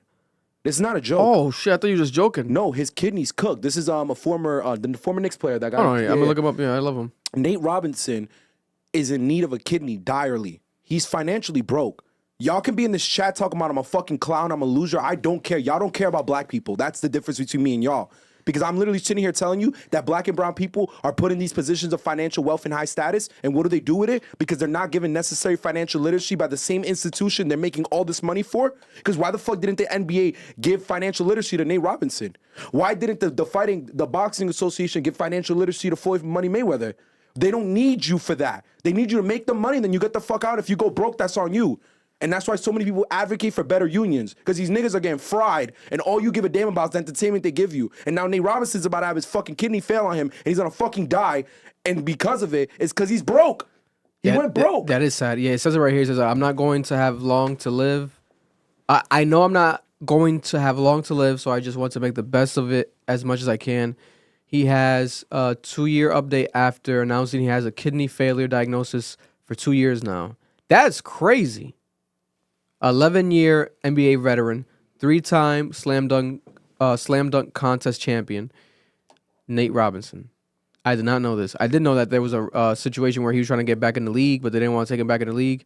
And then obviously he got knocked out by Jake Paul. And that's why everyone remembered him from after that. But damn. It's sad, bro. I'm still looking for a kidney to this day. I go through dialysis 3 times a week for 4 hours. They clean my blood. They clean all my toxins out of my body. I'm feeling better and better every day. Some days are worse than others. Damn. God bless. God bless Nate Robinson. Did not know this. I'll keep him in my purse. Taylor Swift. Taylor Swift, the final numbers are here officially for the Taylor Swift. People, again, big three, blah, blah, blah. Fuck the big three. It's big T. Taylor Swift. Taylor Swift break records. She's breaking records with her album. The largest streaming week in the history of music ever.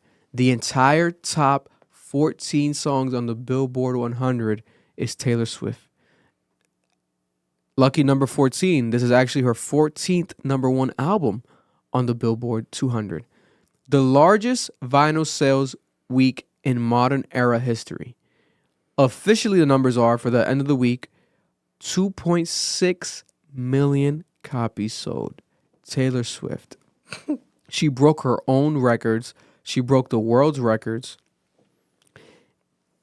This is crazy.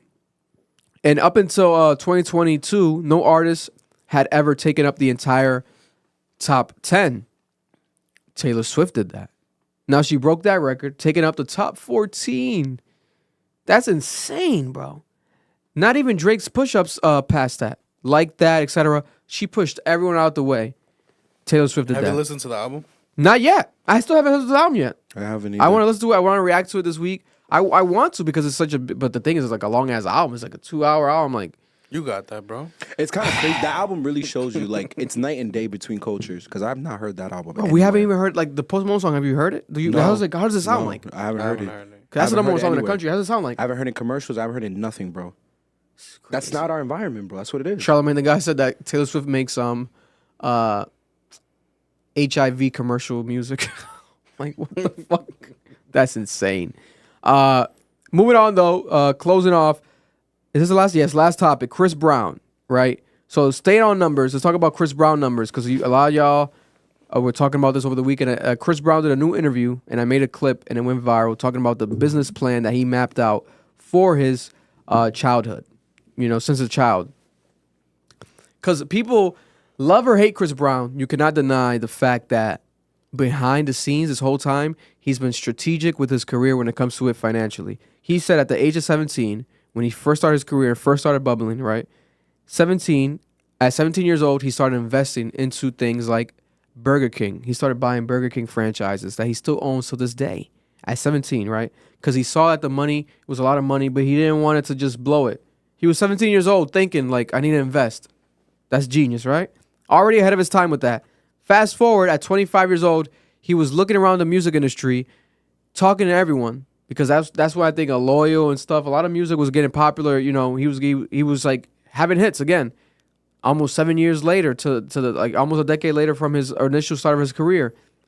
He saw that Birdman had like a profit share 90-10 deal with Universal or whatever these music industries, these record labels. He wanted like a Birdman type of deal, so he had and negotiated. It took some time, he said, but he got a 50-50 split profit share record deal. He was the youngest artist of his, like, there's never been an artist that young with that type of record deal. He had that behind the scenes the whole time. No one was talking about it as much as they need to.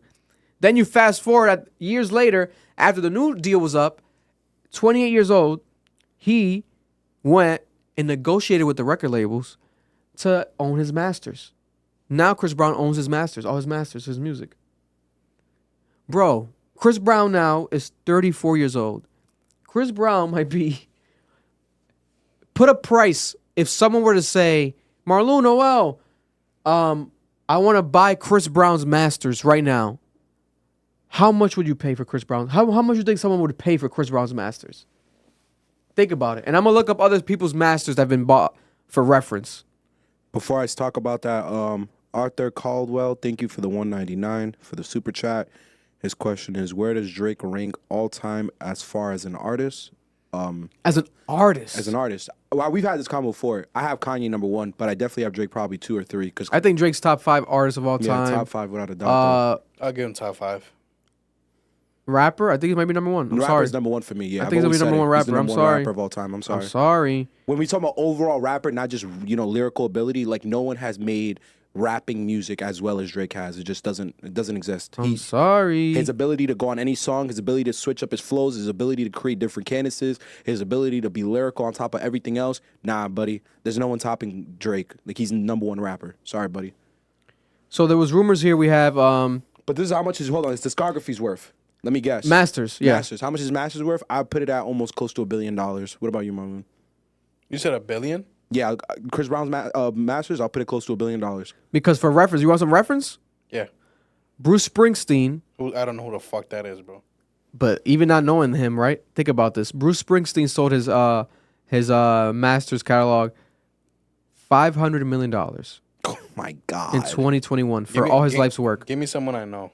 Stevie Nicks. Still don't know. $100 million for the publishing. $100 million? In 2020. Justin Bieber. This is big.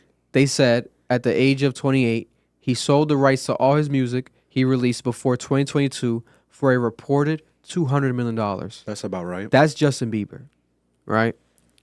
Now, that was before 2022, right? After that, he dropped songs, he's dropped albums, he's dropped more hits.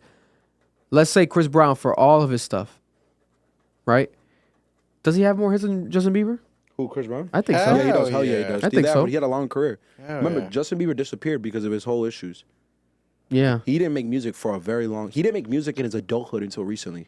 And he still has issues now, right? What does he have? Lyme's disease? No, it's something that causes Isn't his it face... our art teacher had that in school. Isn't No, it she Lyme's had Lyme's disease? disease, No, it but no, wasn't he had Lyme's. something else. He had a rare chronic condition that Really? causes your I thought it was face to Lyme's droop disease. down. No, I forgot what it's called. Let me look it up. It hits a weird name. But I think that Chris Brown, I think it's really like, I think it's what Noel I said. still Like, don't know that song, Angela. I think it's like a $1 billion type Ramsey Hunt syndrome. Shout It's a to neurological disorder. yeah. Condolences to anyone that has that. I would say between 5 to 8 mil. 500 to 800 million. Yeah.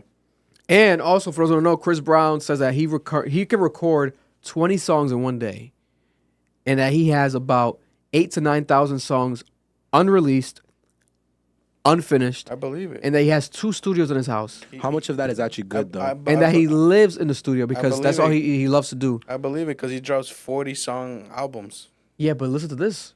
He Some of it be owns good. his masters, guys. So he's making all that money. That's why he's Bro! doing that. That's why he's doing that. He's farming the system. So That's why getting he's all the dropping. money. That's why he's dropping 30 song, 40 song albums. 'Cause He he's owns making- his masters. He's getting all that money back. That's This why is he's doing it. crazy. Yeah, and if he has a studio at home, then it's not even costing him that much to make the music. He's a genius. This is insane. Yeah, he's God a bro. forbid he were to die today. Tomorrow.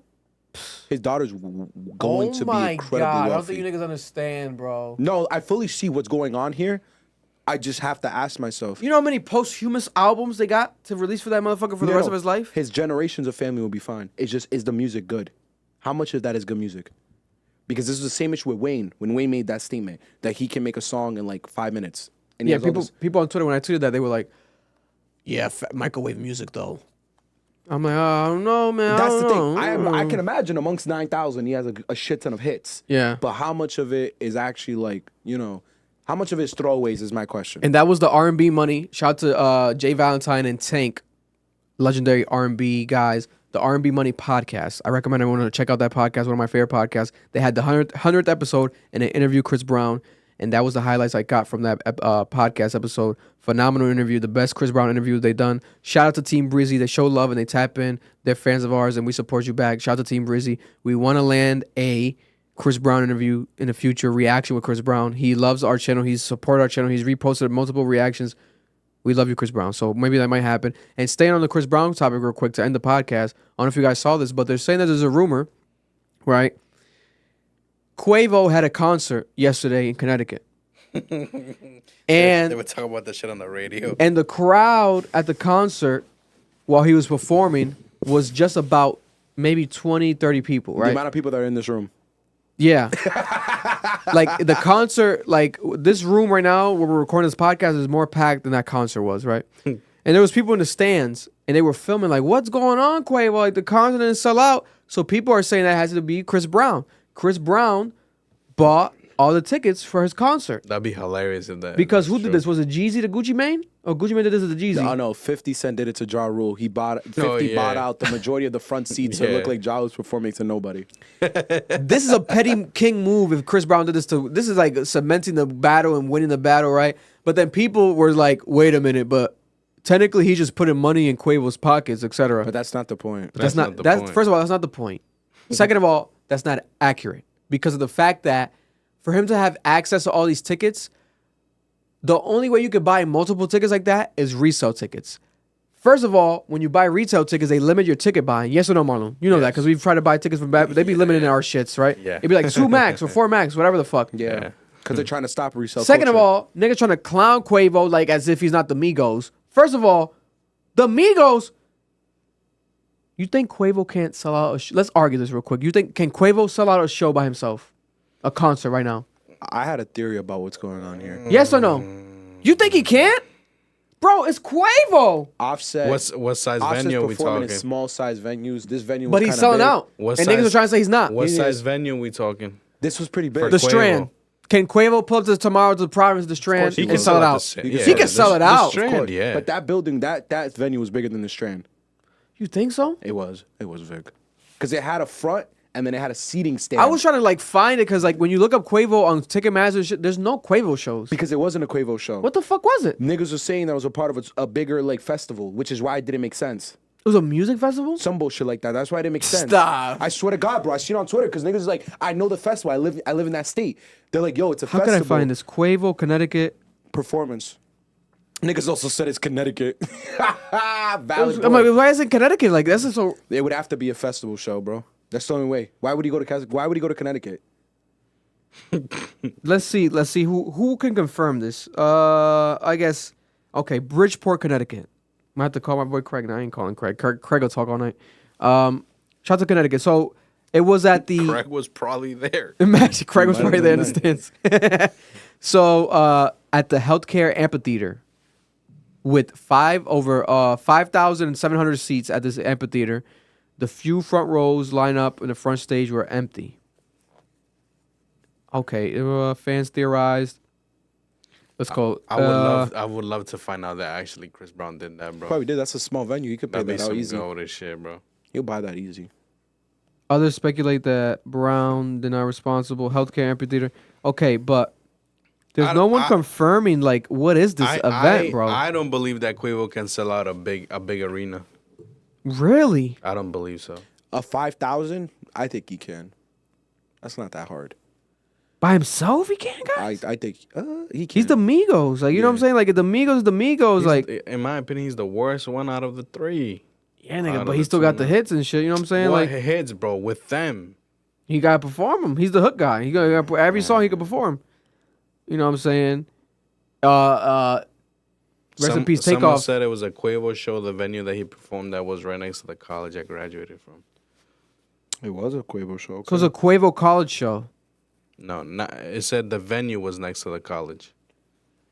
No college students Did you pulled go, Dante? Dante, someone went in the chat. Did you go? Because I know we have New England in the room. So if the chat room, It was a Quavo show on on Ticketmaster. there was a Quavo show. That's Yeah. what they're saying. They said it was next to a college. That means the college students didn't go. That's surprising. Let's see what TMZ's saying. He performed to a group that could have been at a dinner table because almost no one showed up. I mean, look at this.